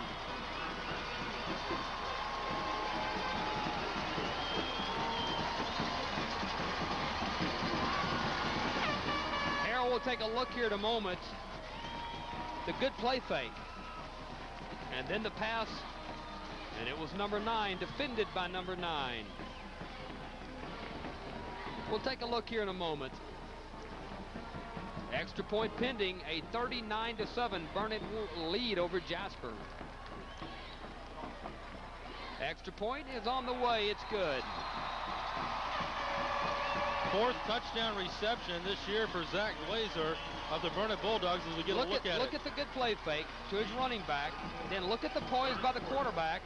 The soft heave to the end zone. And it was clockwork. Number 9 on the reception, Zach Glazer. He was defended pretty well by Darius Bronson, but when you throw it that well, just out of the reach of the would-be defender, and it's clockwork touchdown, 40-7. Stephen McGee getting a lot of looks today. I mean, I'm sure, you know, scouts around, they come out to these types of football games. McGee's been not really, I don't know if we can say the word recruited as a junior. He's getting letters and noticed as a junior in high school. So the young man, of course, the son of the head basketball coach at Burnet High School.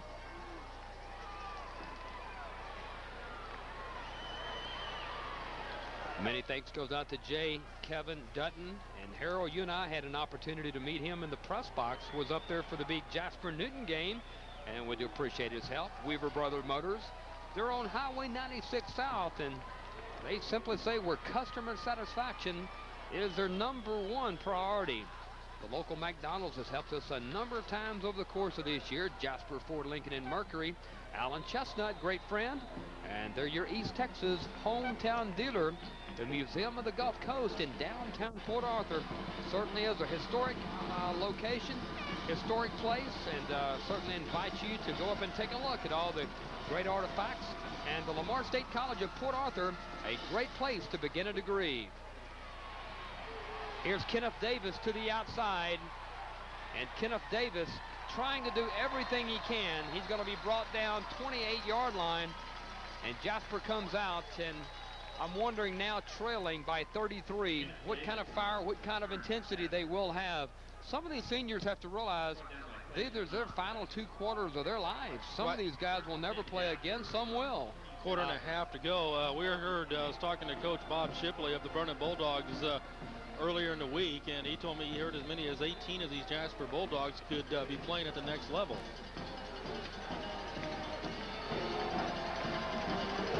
$7:15 to play in the third. Here's Mitchell. The blocking looks good. Mitchell now rolls out of the pocket, throws back against the grain, incomplete. Intended receiver, James Bass.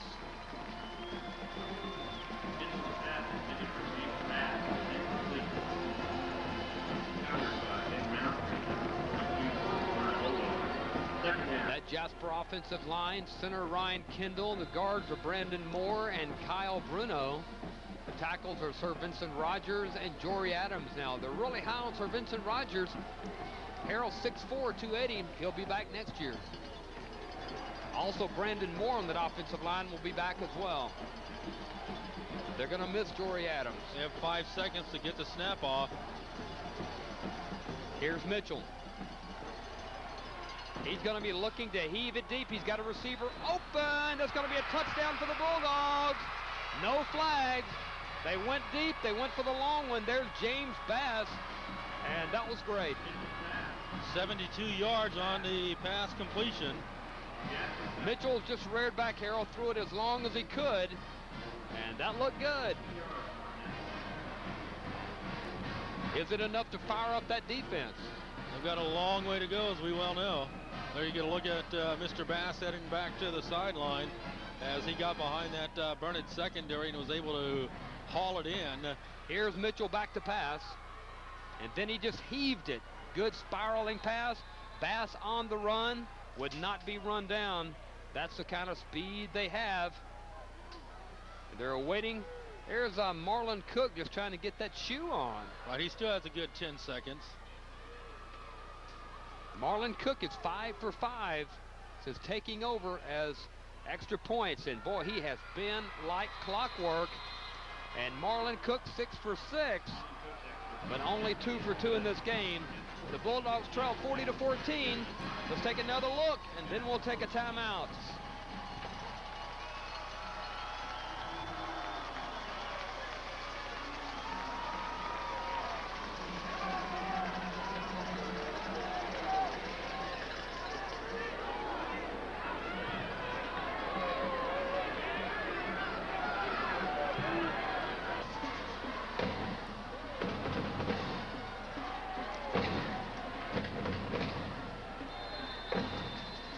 Welcome back on the F&E Sports production of the Friday Night Experience, and that's one of the few times, Harold, they have used speed to their advantage this afternoon.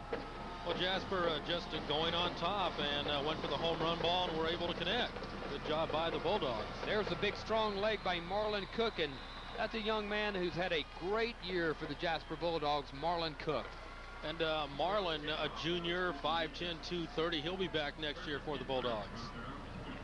We'll be talking about, over the conclusion of the broadcast, some of the seniors we're going to be mentioning this afternoon, like Ricky Mitchell, Jeremy Houston, and Kenneth Davis. And we'll be mentioning more, such as Alfred Wright, Zayon Watts, Michael Rawls, James Bass, Darius Bronson, and Jason McQueen. First down and 10 for Burnet. They have it at their own 20-yard line, leading Jasper here 40-14, 6:54 to go in the third quarter. Stephen McGee from the shotgun. McGee hands the ball off. This should be Levens on the carry, and he'll get out to about the 23-yard line. That is Chris Levens, 5'11", 190 junior. Number 18, Walter Limbrick on the tackle for the Bulldogs, 22-yard line. Make it the 23, and a second down 7 coming up. Stephen McGee at quarterback, 5 touchdown passes against his Jasper defense. Harold, I'd like to mention too that Eaton Meats out of Nederland, Texas, are providing our food this afternoon, and gotta love them. They are an institution.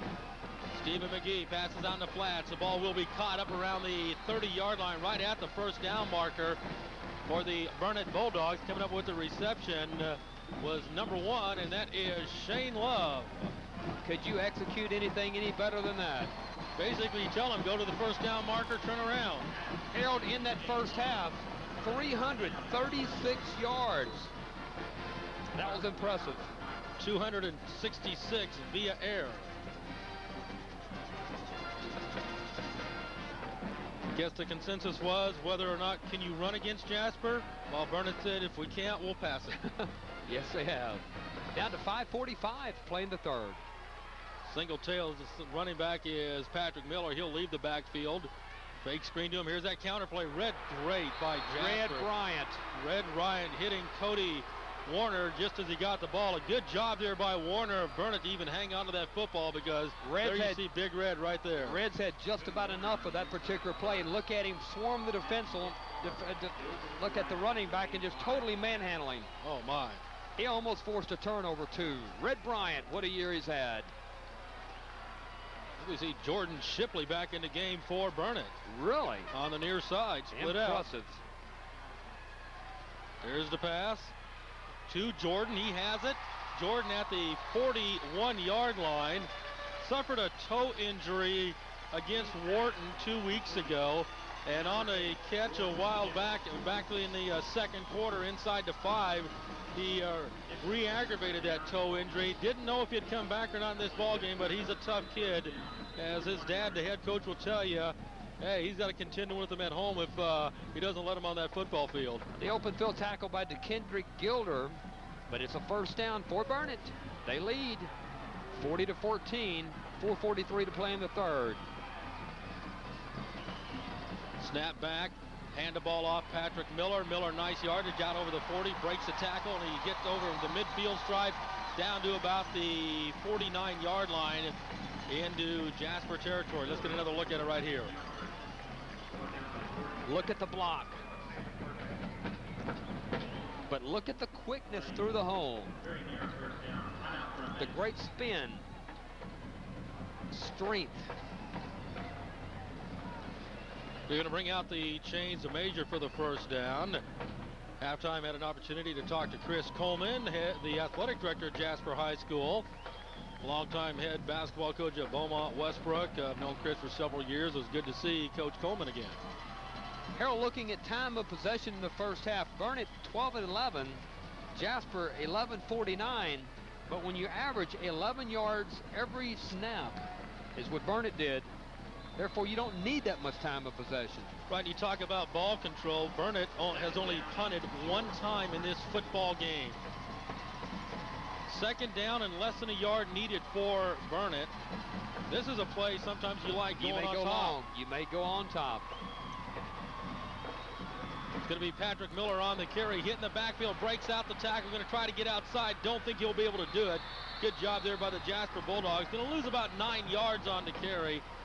Several Jasper guys in there. We see getting off the bottom of the pile for Jasper, Carl Mitchell among those for the Jasper Bulldogs. There you see Patrick trying to turn the corner, and a good job there by Mitchell and McQueen. As Miller not able to extend it outside, Jasper doing a good job defensively. Third down. Clock did stop with the play penetrating out of bounds at 3:51. Will Jasper force Burnet to punt for the second time this afternoon?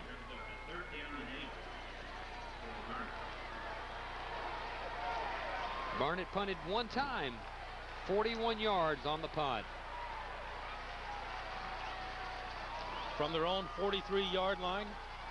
Got to get to the 49 in Jasper territory, and the play clock run out, yes. moved it back another 5 yards. Got to take it to about the 34-yard line.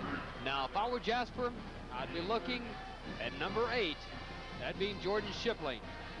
Boy, what a scary thought. That young man will be back next year.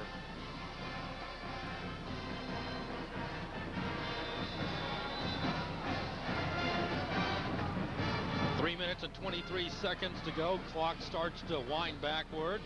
Harrell with skill positions coming back, with McGee coming back, with Shipley coming back. That'll be a good football team next year. Right, and Cody Warner coming back. Chris Levens, the fullback, will move to tailback, you would imagine. Jordan Shipley going in motion. McGee goes across the middle towards Zach Glazer. He trips and falls, and he was actually going to say he was knocked down. That was a good call. With 3:02 to go, that will get the first down for Burnet. Let's see if he would have been able to catch the ball, because if he would not, that would have been the third time today. Probably not a catchable ball, but for the third time today, a flag thrown on what would not have been a catchable ball. And that's what they're doing. They're waving the flag off right now, saying it was not catchable. Thank you very much. And you can see that in our replay. It was probably right, about 5 yards ahead. And then there was always the question, was there pass interference or did the feet get tangled up? Nonetheless, either way you look at it. We talked them through it, didn't we? Stephen McGee coming off the field after talking with the official. I don't know if they called incidental contact maybe there, or if they waved it off because it wasn't catchable. Nonetheless, Thomas Ham, who has not had a busy afternoon today, will be out there for the second time. You know, believe it or not, Harold, with 3:02 left, if Jasper goes down and scores quickly, things could get really interesting. Punt will go out of bounds at about the 33-yard line. They've done everything like textbook today.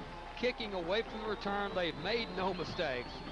This is a team that's just very, very talented. At the Burnet Pep Rally on Friday night, head coach Bob Shipley really complimentary of his coaching staff, and they've done a good job preparing for this football game. 2 minutes and 52 seconds to play in the third. Ricky Mitchell back to work.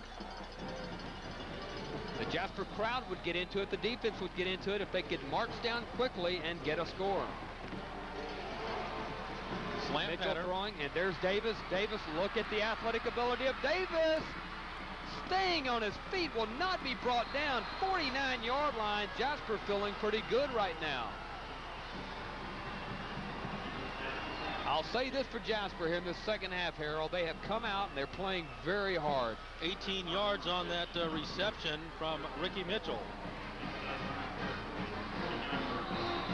A lot of fight left in these dogs. Ricky talks it over with McQueen. Out of the backfield, here's to Kendrick Gilder trying to break a tackle. He's hard to bring down. Literally hanging on was one of those Burnet Bulldogs, and there's going to be a loss on the play. Good penetration once again by Burnet, led by defensive end Mark Manning. Down to 2:11.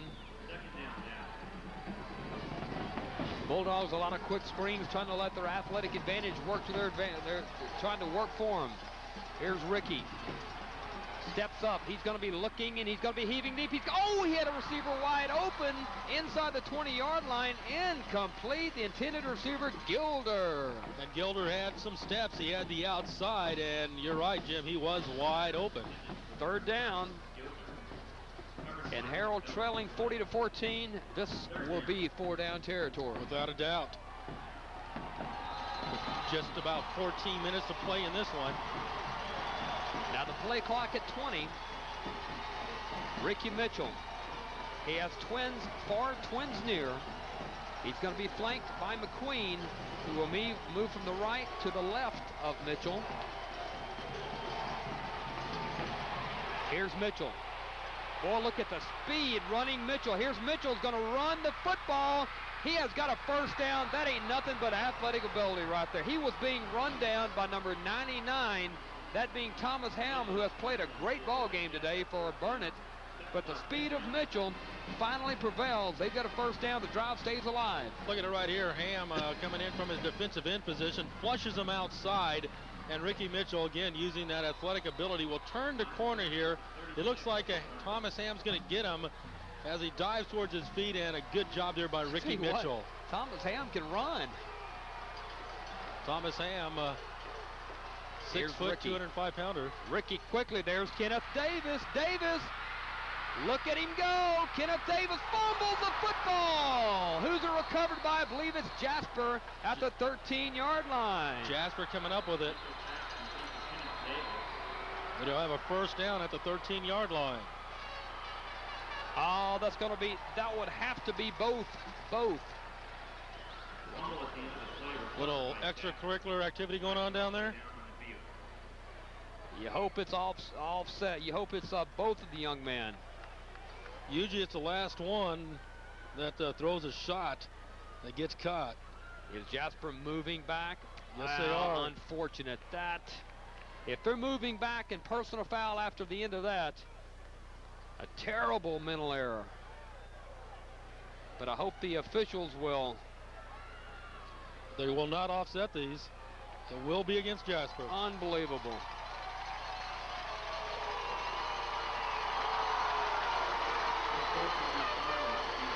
That takes it from the 13 all the way out to the 28. Now that was terrible. Let's face the facts. You know, Coach Love not happy with that at all right now. Huge mental lapse. But you know what? These are young men, and sometimes you just lose it. This is a spirited game. This is something Coach Danny Love and Jasper did not need at this point. No. Down to 1:15. Here's McQueen. McQueen breaks a tackle. Here's McQueen. He'll go in for a touchdown. They're making it interesting, Harold, man. They're obviously not giving up. They know they can put the points on the board. It's a 28-yard run. And look who we have to our right, Mr. John Falgood.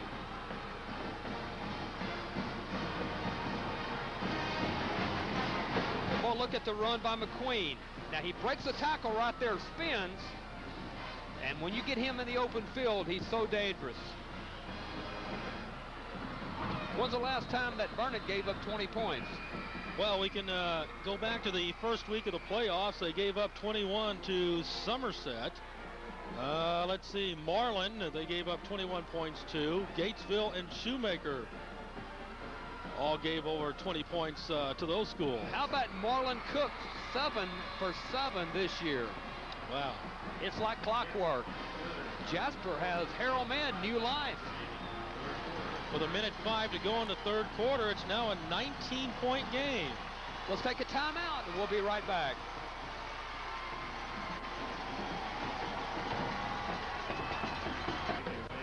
And they at least feel better about themselves right now. And we've got a minute left in the third, and you've got to give Jasper credit.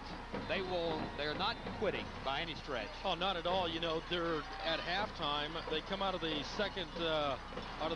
tunnel in the second half, but trailing 33-7, and they've look at the leg by Marlon Cook. Wow. That young man is a load, and Burnet will get the football at the 20-yard line. And how many times have we said it? At the burden shifts to the Jasper Bulldogs defense. It's been tough going tonight, and can they force them to punt? Well, they did the last time Burnet has the football. The Bulldogs of Burnet High School, though, as we know, very, very potent offense. 40 points on the board this game against Jasper. For the Jasper contingent really beginning to get into it. We're down to 1 minute and 1 second. Snap back, McGee for Burnet. Pump fakes, looking, flushed out of the pocket, will pass near side, incomplete. Nearly a push in the back on Red Bryant, but no call. Or is that Jory Adams in there now? Is Jory out there? Jory is in there along with Red Bryant on defense. Jory, as Jasper folks know, will be playing in that Army All-Star game in San Antonio. In January, I believe it'll be played. Second down and 10 for Burnet from their own 20-yard line. 54 seconds to play in the third quarter. Burnet up 40-21. Jordan Shipley coming towards us in motion. Pass to him out of the backfield. He is hit at about the 23-yard line and will go out of bounds. Defensively for Jasper, getting in there was Bobby Brown. Harold, this is a big third down coming up. Clock stopped with 48 seconds to go in the third quarter. I'll say this, the game has become more fun in this half. Shane Love, Cody Warner split on the far side. Zach Glazer out there as well. Lone receiver on the near side is Jordan Shipley. Again, anchoring that defensive line is Adams and Red Bryant. Looks like Jasper may have jumped. No, good break off the ball coming downfield. Ball is incomplete. I'll tell you what, Shipley is, that young man is so talented on offense. He knows where the ball is at all times. Well, you know, you work together. You're seeing a Jasper defense right now with Adams and Red Bryant on the line, beginning to control the line of scrimmage a little bit. 43 seconds to go in the third quarter. And Burnet will punt it away to Jasper. Now, how aggressive will you become on the rush?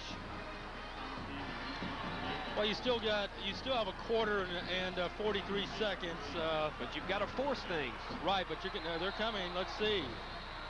Burnet had a golden opportunity there as the flags come down. Now, Jasper moved first, but then was Burnet moving. Right, but for Burnet, split on the far side. One of the men to go down in coverage for Burnet was Warren Christian, and nobody was on him.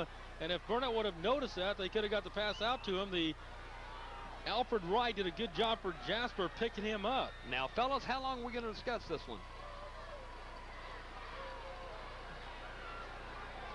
Offsides Jasper, still not enough for a first down.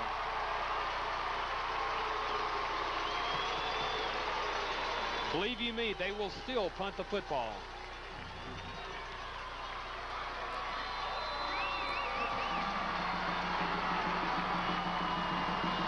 Just don't do it a second time. Looked like they were trying to draw him offside. There's a good punt. Jason McQueen back at his 34-yard line. Fair catch called for at the 34 with 35 seconds to play here in the third. And a 40-21 game. Now, 40-28 would look really interesting, wouldn't it? Heading into the fourth quarter, it could.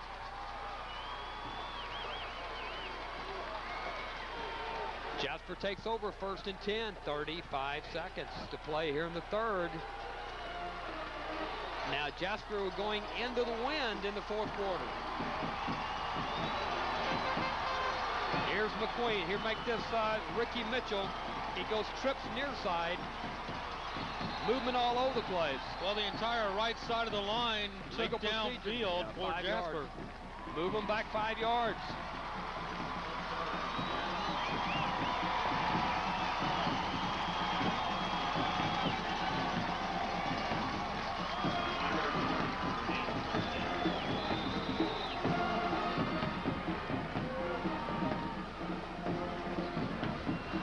Well, the clock reads 35 seconds. The play clock down to 13 seconds, and Harold, they may be forced to use a timeout if they don't hurry up. Well, they have all 3 left, but they want to save them, obviously. Here's Ricky Mitchell, first down 15. He stepped, he's going to roll. He's got a lot of room to run. He's going to do just that. Ooh. Ricky Mitchell out of bounds about the 40-yard line. He picked up a good block on the corner by James Bass. We're down to 26 ticks on the clock, and get another look at it here. Let's see if he could pick up the block he receives from James Bass coming up here at the upper part of your screen. Was that blocked by McQueen? I believe right there. No, it was by James Bass right there. Okay. Second down and 4 for Jasper. Here's Mitchell. He's going to throw downfield. He's got his man wide open inside Burnet territory, 36-yard line. Number 5 for the Jasper Bulldogs, Alfred Wright.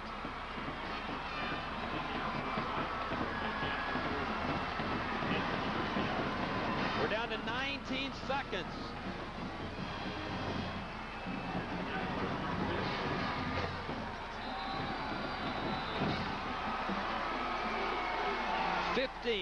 On the game clock.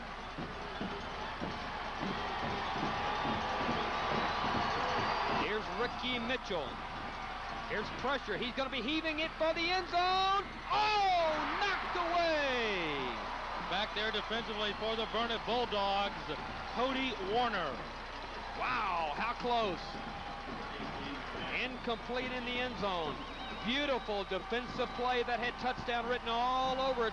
That's the end of our third quarter. We move to the fourth. It's Burnet 40, Jasper 21. Timeout. Well, things have really heated up here at Kyle Field. 40-21, Burnet over Jasper. Here's Ricky Mitchell. Ricky Mitchell, he will run the ball up the middle, down near the 34-yard line, well short of a first down. Third down. This is 4-down territory for the Bulldogs. But you know what? They really haven't needed on some of the key third downs. With Mitchell rolling out, they tend to get the first downs when they need them.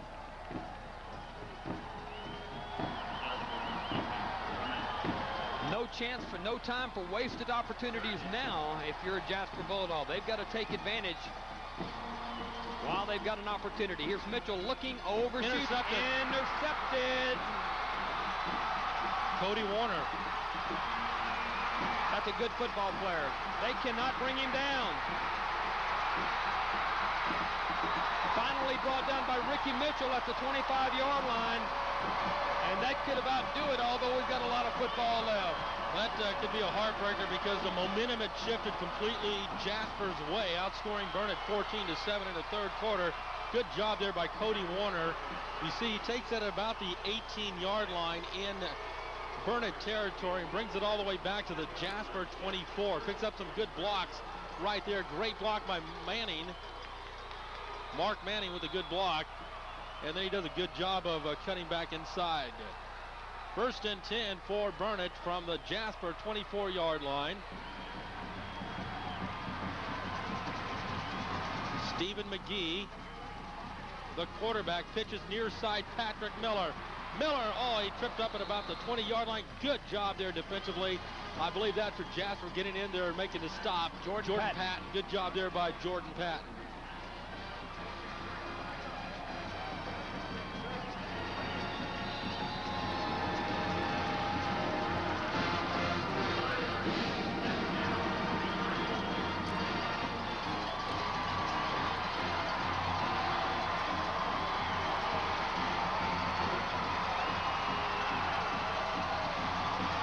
Second down, 5 yards needed. McGee screen pass out to Jordan Shipley.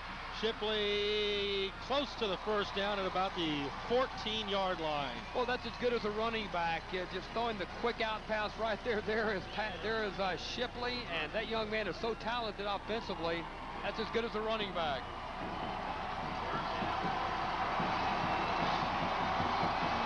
There you see him right there. He good, smart kid, a good, smart football player. He knows where the first down marker is, and he'll just dive forward to find it.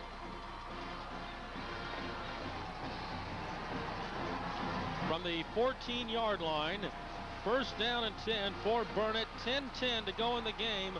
Bulldogs leading it 40-21. That's the Burnet Bulldogs leading the Jasper Bulldogs. Offside Jasper, but no, there is a flag. Free play coming up, wide open in the end zone. Shane Love goes up and incomplete. But that was a free play for Burnet.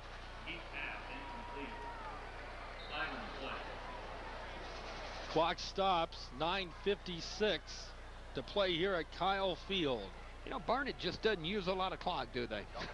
Well, a lot of times you see teams get a big lead and then they switch their game plan.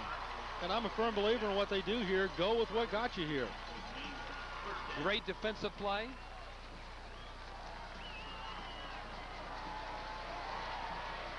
First down and 5 at the 9-yard line for Burnet. Stephen McGee, what a game he has had. 5 touchdown passes in this game.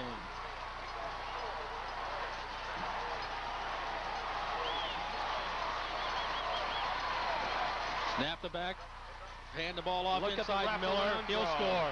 Touchdown Patrick Miller, his second of the afternoon. And Burnet has just opened a 46-21 lead on Jasper.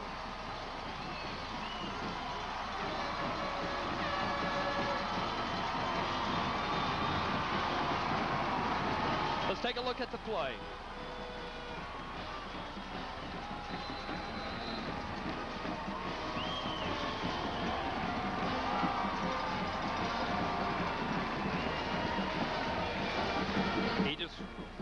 Well, you bring Jordan Shipley in motion like that to distract the defense, and you just hand it off inside and a kick up and no good by Mason Templeton. That is one aspect of their game they're not proficient at. Well, they're playing pretty flawless right now. Like I see, he's right. He's benched 3 extra points. That's the only thing. You can find a little chink in their armor right now. That's the only one. 46-21, a commanding lead. Timeout.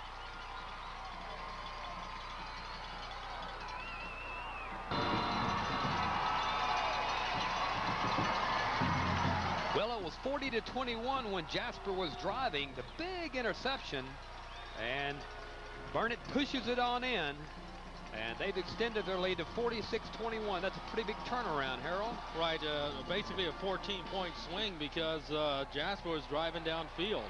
It's going to be Gilder. He's going to look what he can do all by himself.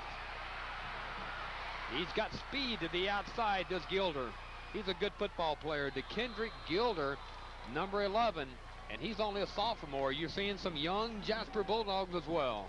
Well, they go deep as well with the underclassmen. When you look at this Jasper team, both these teams, of course, traditionally rich in football. I mentioned Jason McQueen as a senior. How about DJ Huffard, Deion Palmer, looking on down at Carl Mitchell, Walter Limbrick, Wilbur Landry, Stephen Mosley, Marcus Woods, Shannon Traylor. That's some of the seniors for Jasper we want to mention. Because for some of them, this is their last high school game. In fact, for these seniors, it is their last high school game. 9:35 to go. Can't argue with that.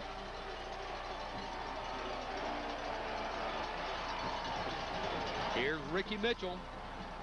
They need to score in a hurry. Here's big Marlon Cook. There's an end around, throwing on the run, looking for an open receiver. It's going to be almost intercepted at the 40-yard line and incomplete. Little flea flicker. Other seniors, Harold, such as Jesse Killingsworth, Will Byerly, Dustin Austin, Jose Hernandez, Kendrick Crumity, and Ryan Kendall. Other seniors such as Kyle Bruno, Michael Woods, and looking on down my list, Tyrus Allen, Jory Adams, Chase Killingsworth, and Joseph Red Bryant. Kids have done an outstanding job for this Jasper program. Here's Mitchell. Oh, that just got away from him. And Ricky was hit at the end of the play. No flag. He was hit as that ball was being released. Tycoon got in there and really forced the pass, and that's why it was so high and out of bounds. He was under heavy pressure as he was releasing that football. And we certainly hope Ricky Mitchell is okay. Let's take a timeout.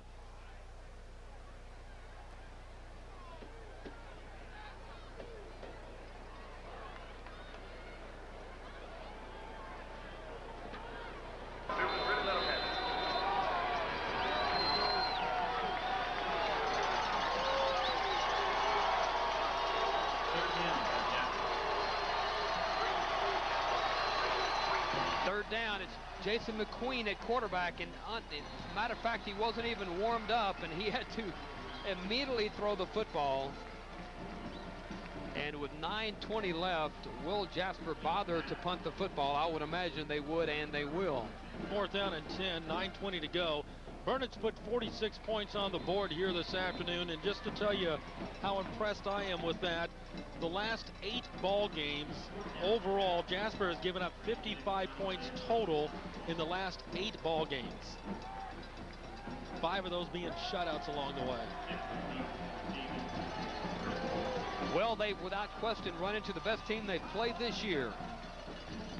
Here's Johnny Land's punt. It's a good one. Jordan Shipley calls for the fair catch at the 35. Here comes the Burnet Bulldogs. Would like to mention our sponsors again, such as Lamar State College of Port Arthur. It is a great place to begin a degree. The Museum of the Gulf Coast and downtown Port Arthur is a historic place. Jasper, Ford, Lincoln, and Mercury. It's your East Texas hometown dealer. McDonald's and the Golden Arches. McDonald's very supportive this year. Weaver Brothers Motors on Highway 96 South, where customer satisfaction is our #1 priority, by J. Kevin Dutton, attorney at law. Also by Allison Chevrolet, Chevy Driving Texas, and First Bank and Trust, Eddie Hopkins. 1st down and 10 for Burnet at their own 35-yard line. Levens and Miller beside the quarterback McGee. It'll be Miller on to carry. Miller will be thrown for a loss, pulled down for a loss. Red Bryant in there again, back at about the 32-yard line. Robbie Lovett over at Elijah's Cafe. Thank you very much. The Longs over at Medicine Shop Pharmacy. Doyle's Production, Doyle Fane. The Kips and Few Ready Mix Concrete. Auto Electronics in its 50th year. Mark, Jimmy, Juanice, Joel, and Judy. It's a complete line of furniture and electronics for the home. And Garland Smith Abstract Company, established in 1908, serving Jasper and Newton counties. Nicholas Matthews. And a reminder, this is an exclusive presentation of F&E Sports. Back to Harold. 46-21, 8.5 to play. Stephen McGee rolling back, flushed out of the pocket, standing all kinds of time. Will get the pass out. Is caught by his 6'7" tight end, Mason Templeton. #1, he's got the height at 6'4". He's got the, what do you call it, the poise back there. He just kind of just hobbles along back there looking for a receiver to come open. I'm so impressed with him and that offensive line. The offensive line really doing a good job, and you talk about Stephen McGee's height at 6'3". His tight end not a bad target either at 6'7". 3rd down and 6 for Burnet. And they lead 46-21 over Jasper with 8:21 left. Have 10 seconds to snap the ball. McGee, snap back, rolling near side, lets it go, incomplete. Boy, he took a shot, and that young man threw it into nowhere land that could have produced a touchdown for Jasper. And getting over there for Burnet, Eddie Rollman, his right tackle, pulling him up off the turf.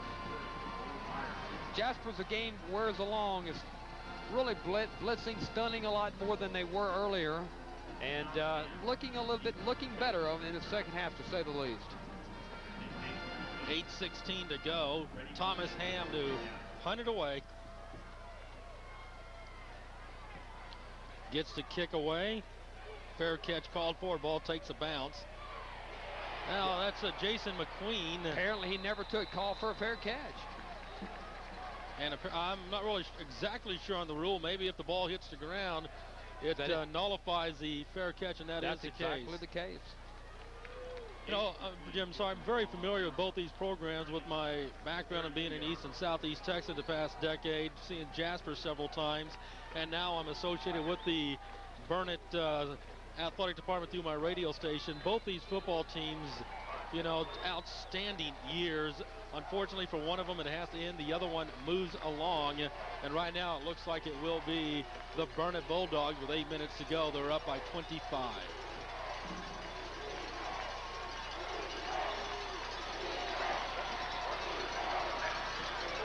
Jasper's got to strike 4 scores in a hurry. Boy, that is fast. Heaved as far as you can go. Incomplete. James Bass. Oh, my. You can see the disappointment right there. That's going to be one for the replay. Oh, Mitchell just stopped. Look at him, Harold, from his own 23-yard line. He steps up to the 24. He just heaves it long, and I couldn't believe that Bass actually got under it and hit him in the hands, dropped the ball. Looks like as soon as it come into his hand, his left knee may have come up and knocked it out of his own hands. And it's good to see Ricky back out there. Remember, he was knocked out of the game. 7:57 to play. Here's Mitchell again. Looking incomplete. Danny Love doing a good job. Look, think about that. This is his first year at Jasper High School, and he gets him into the state semifinals. Anytime you go to the state semifinals, you have had a phenomenal year. And on the other side, Bob Shipley at Burnet's in his second year at Burnet High School. He graduated from Burnet High School. He told me a few weeks ago he's living a dream. When he was a senior in high school, one of his teachers asked him what was his goal. He says to come back, be head coach at Burnet, and lead him to a state championship. Well, Errol, something tells me for that man, there may be other things on the horizon for him. Here's Mitchell. He's going to heave it deep again. Oh, he's got Davis open at the 25-yard line. An impressive second half for Kenneth Davis, and also an impressive second half for Ricky Mitchell. Now, we're going to have to see that again. Look at this pass. It just threads the needle in between a couple of Burnet defenders. Look at that, right on target and on strike. 7:44.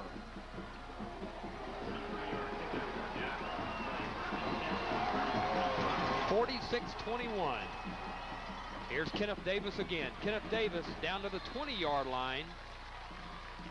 They're still showing the ability to move the ball, but the clock is not their ally now.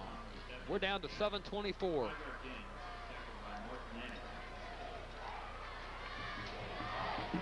Harold, great for you to be back on board. I've enjoyed it. You and I will be heading in several weeks to the Academy National Invitational in Houston. That basketball tournament's something else. Back to the back of the end zone looking for Gilder, incomplete. Defended well by none other than Shipley. Jordan Shipley, you know, he's playing out there with a bummed up toe that we talked about. He hurt against Wharton and then earlier in this football game. But it's hard to keep a kid like that or any of these kids off the field. I mean, Jory Adams bummed up for Jasper. He's been out on the field. Harold, the Academy National Invitational will do 24 games in 3 days. Yeah, my voice is ready for that. Here's Mitchell. Mitchell's going to be strung down. Tycoon. Yes, indeed. Make that number, wasn't it Austin Chittum? No, that was number 14. You're right, 14.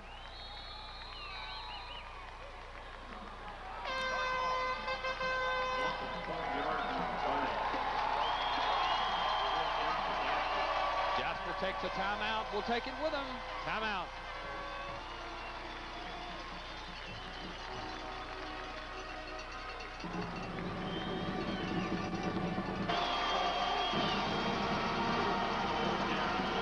Well, 4th down and 17. A first down would have to be inside or around the 15-yard line. Here comes the pressure. It swung out to McQueen. He's going to be dropped for a loss. And Burnet will take over. They have been so good defensively this afternoon. They're a swarming defense, and you'll get a look at it right here. A good job there. You see what the green shirts all around the ball. They've got a nose for the ball. Look at that. As soon as the ball's in the air, here come 3 more. There's Burnet Bulldog. I'll say it sooner or later, those Burnet Bulldog defenders, 4 of them right there. And that's tough for Jason right there, looking into eyes now of 5 defenders. Again, one further mention by our food caterer today from Eaton Meats out of Needleland, and the food's just about gone. Oh, yeah. Some of the other media folk found it was up here, and they came swarming and became our friends. Stephen McGee at quarterback, first down and 10 for Burnet. Just carrying the football. Patrick Miller, a lot of room into Burnet territory, cuts outside, spins down to about the 40-yard line. First down run. And they're going to be burning a lot of clock. I think they'd like 50 points on the board. What do you think? Well, right now, knowing Coach Bob Shipley, he just wants this win. 46 is fine as long as it gets him out of Kyle Field. We're talking about the players right now. I think anytime you touch the football, your goal, get in that end zone. Right. But I think they're changing their strategy for their philosophy right now. Let's just run the football. Chew up the time. There you see it, yeah. 6:15.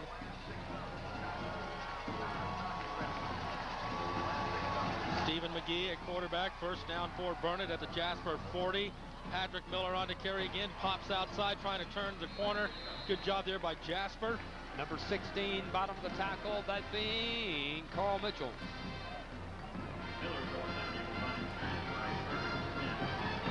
I'm sure right now Jasper is content to let the clock run.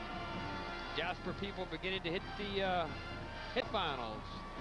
And for Burnet, it's going to be win number 14 without a loss. Boy, they want to win, make it the perfect dream season next week. We'll tell you after this play what the team's slogan is this year. Ball's inside the 40. Patrick Miller inside the 35 and will be brought down at about the 32. You see it everywhere. The slogan in Burnet, Texas these days, one team, one dream. That's it.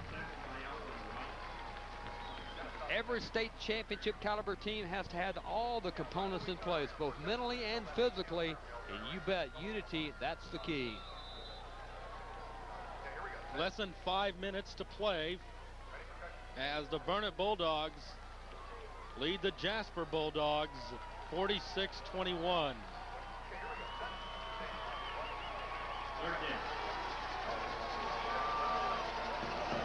Third down and short for Burnet. McGee hands it off to Miller. Stopped short of the first down. Stacked up back at about the 35. Matter of fact, he's going to lose a couple. Got to be impressed with the fight still left in the Jasper Bulldogs. And they will until that final second ticks off the clock.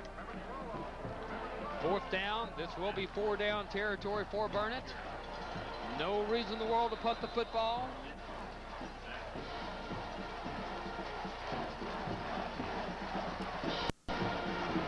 Clock winds down near the 4:05 mark. Jasper has 2 timeouts left. But with 4 minutes on the clock and winding down, fourth down coming up here for Burnet. Stephen McGee dropping back, passes across the middle. Intended receiver Jordan Shipley, pass behind him. And that ball way offline, and I believe that might be the first time tonight or this afternoon Stephen McGee's been that far off target.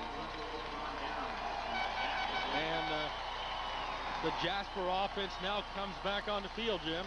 I'd like to see them score another touchdown just to end their season on a positive note. Touchdowns have been, they've got 21 points on the board, but they have been hard to come by this afternoon. Second most points Burnet's given up all year. They gave 21 to Marlin, who's still in the playoffs. They gave up 21 to Somerset in the first week of the playoffs. Colleen Shoemaker, a 4A school, they gave up 28 points.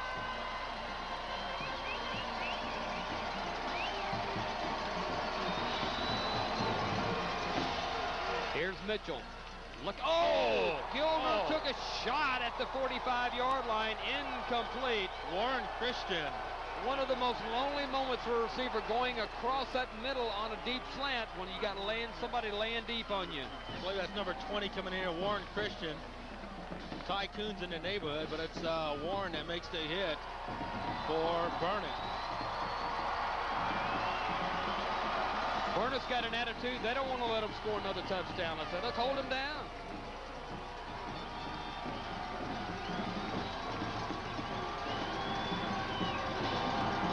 Ricky Mitchell. Here's McQueen, who's really been, they've really had no effective running game today per se. They've had to pass the football because they've really been controlled pretty well on the defensive line. Clock winds to 3.5 to play. 3rd down and 4 for Jasper. Harold, I certainly hope, wish nothing but the best for Burnet next week, but I know your connection with the program, you've sometimes been known as the kiss of death. Not this year. Actually, the team I followed went 0-10. I just jumped aboard my other broadcast crew for the playoffs. Here's Mitchell.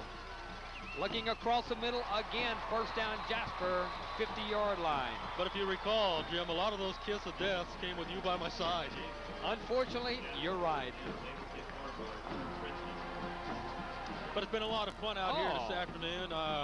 Again, I know there's a broadcast back into the Jasper area, and it's good to be back aboard. My 3rd time to work a Jasper broadcast this year. We know you'll be back next year as well. We'll be back next year as well, and these Jasper kids keep the heads up high.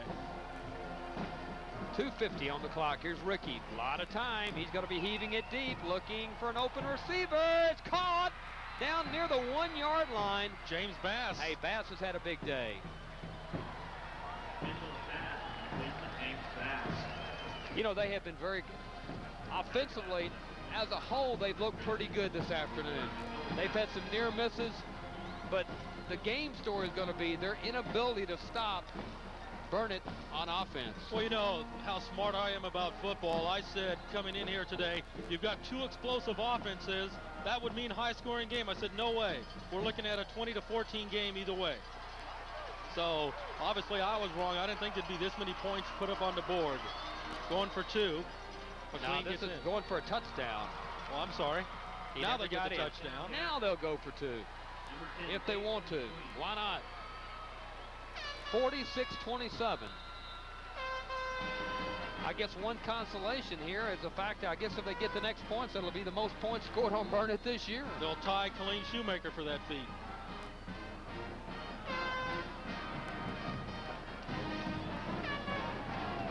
Make no mistake about it, people look at the clock and say, wow, what a shootout. But this was a game essentially won in the 1st quarter by Burnet. They came out with a vengeance. And Jasper will kick the PAT. And I am very impressed with Marlon Cook. And Marlon Cook has an opportunity to go 8 for 8. What a job he's done. Yes, he has. Stepping in. And there he is. He's like clockwork. He'll be back next year. He's 8 for 8. And Coach Buckmaster, you've done a great job preparing that young man. 2:27 remaining. Burnet 42. Jasper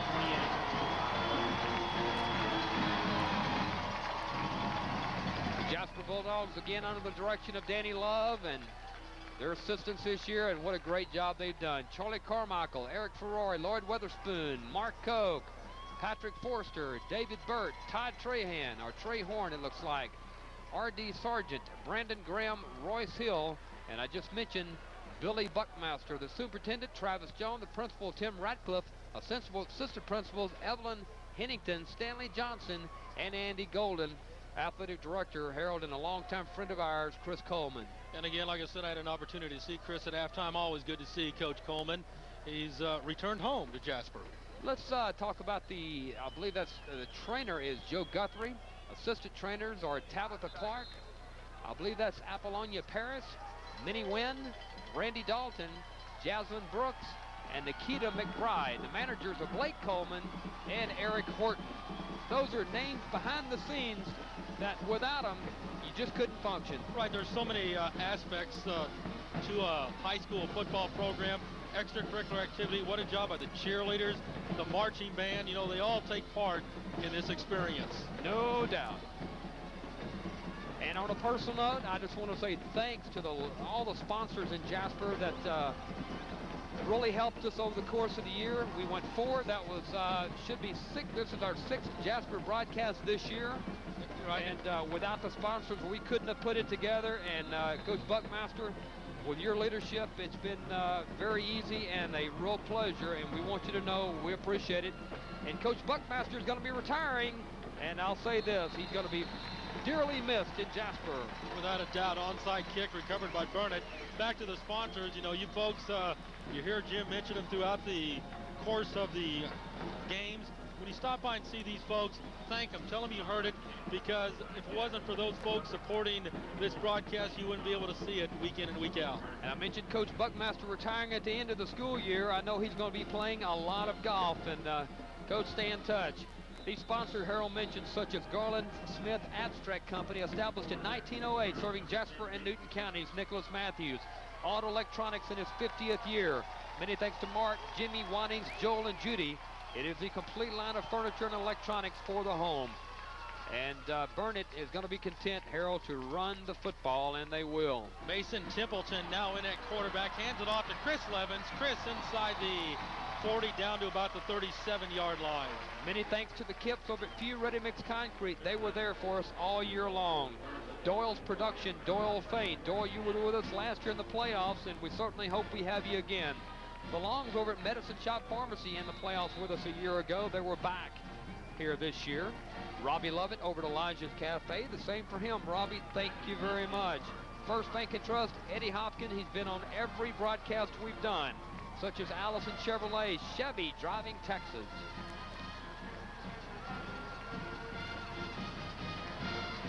Templeton, this time Levens will run the football. Mason hands it off to Chris, and he's at the 37. J. Kevin Dutton, he's an attorney over at the Tannehill Law Firm. He stepped to the plate himself and said, look, I want to sponsor.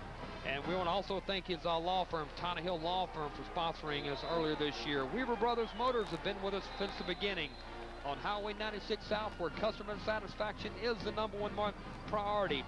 McDonald's all year long. Also want to mention McDonald's Mobile Homes, Marvin McDonald. He was with us earlier this year. Jasper, Ford, Lincoln, and Mercury been with us for every broadcast. It's your East Texas hometown dealer, Alan Chestnut.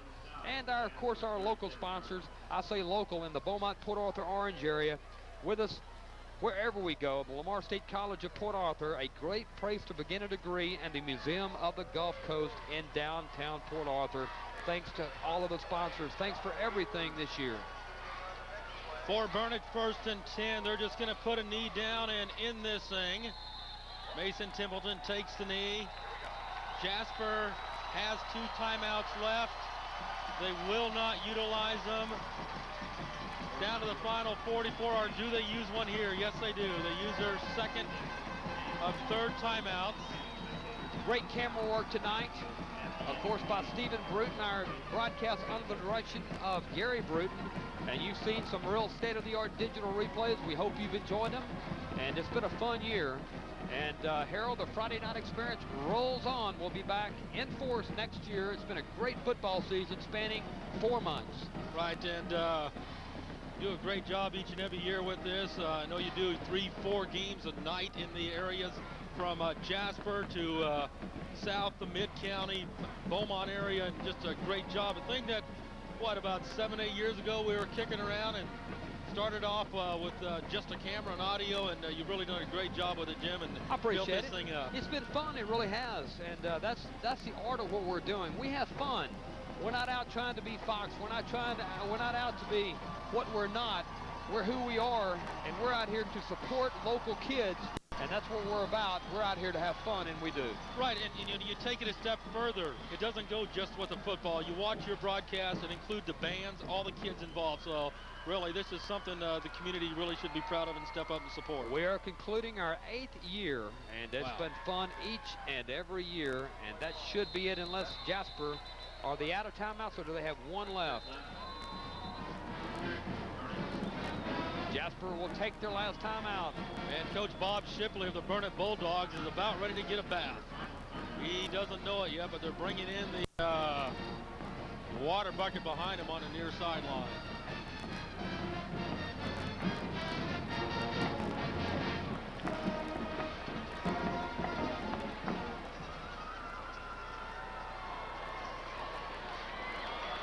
Well, actually, I think they're going after one of the assistants who's putting a hood up and wrapping himself up tight right now because he knows he's going to get wet.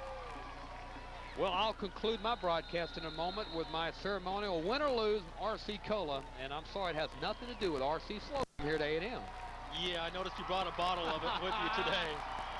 And bath down on the field for the Burnet near side, but nonetheless, 18 seconds to play here. It's been a lot of fun up here tonight, Jim, and again, Jasper has nothing to be shy about. They're winding down the last 10 seconds. That's going to about do it from Kyle Field. Well, for Harold Mann, Stephen Bruton, Gary Bruton, I'm Jim Barton saying a most pleasant good evening from Kyle Field here on the campus of Texas A&M. Burnet, a winner over Jasper, and for Jasper, a great year. Good night, everybody.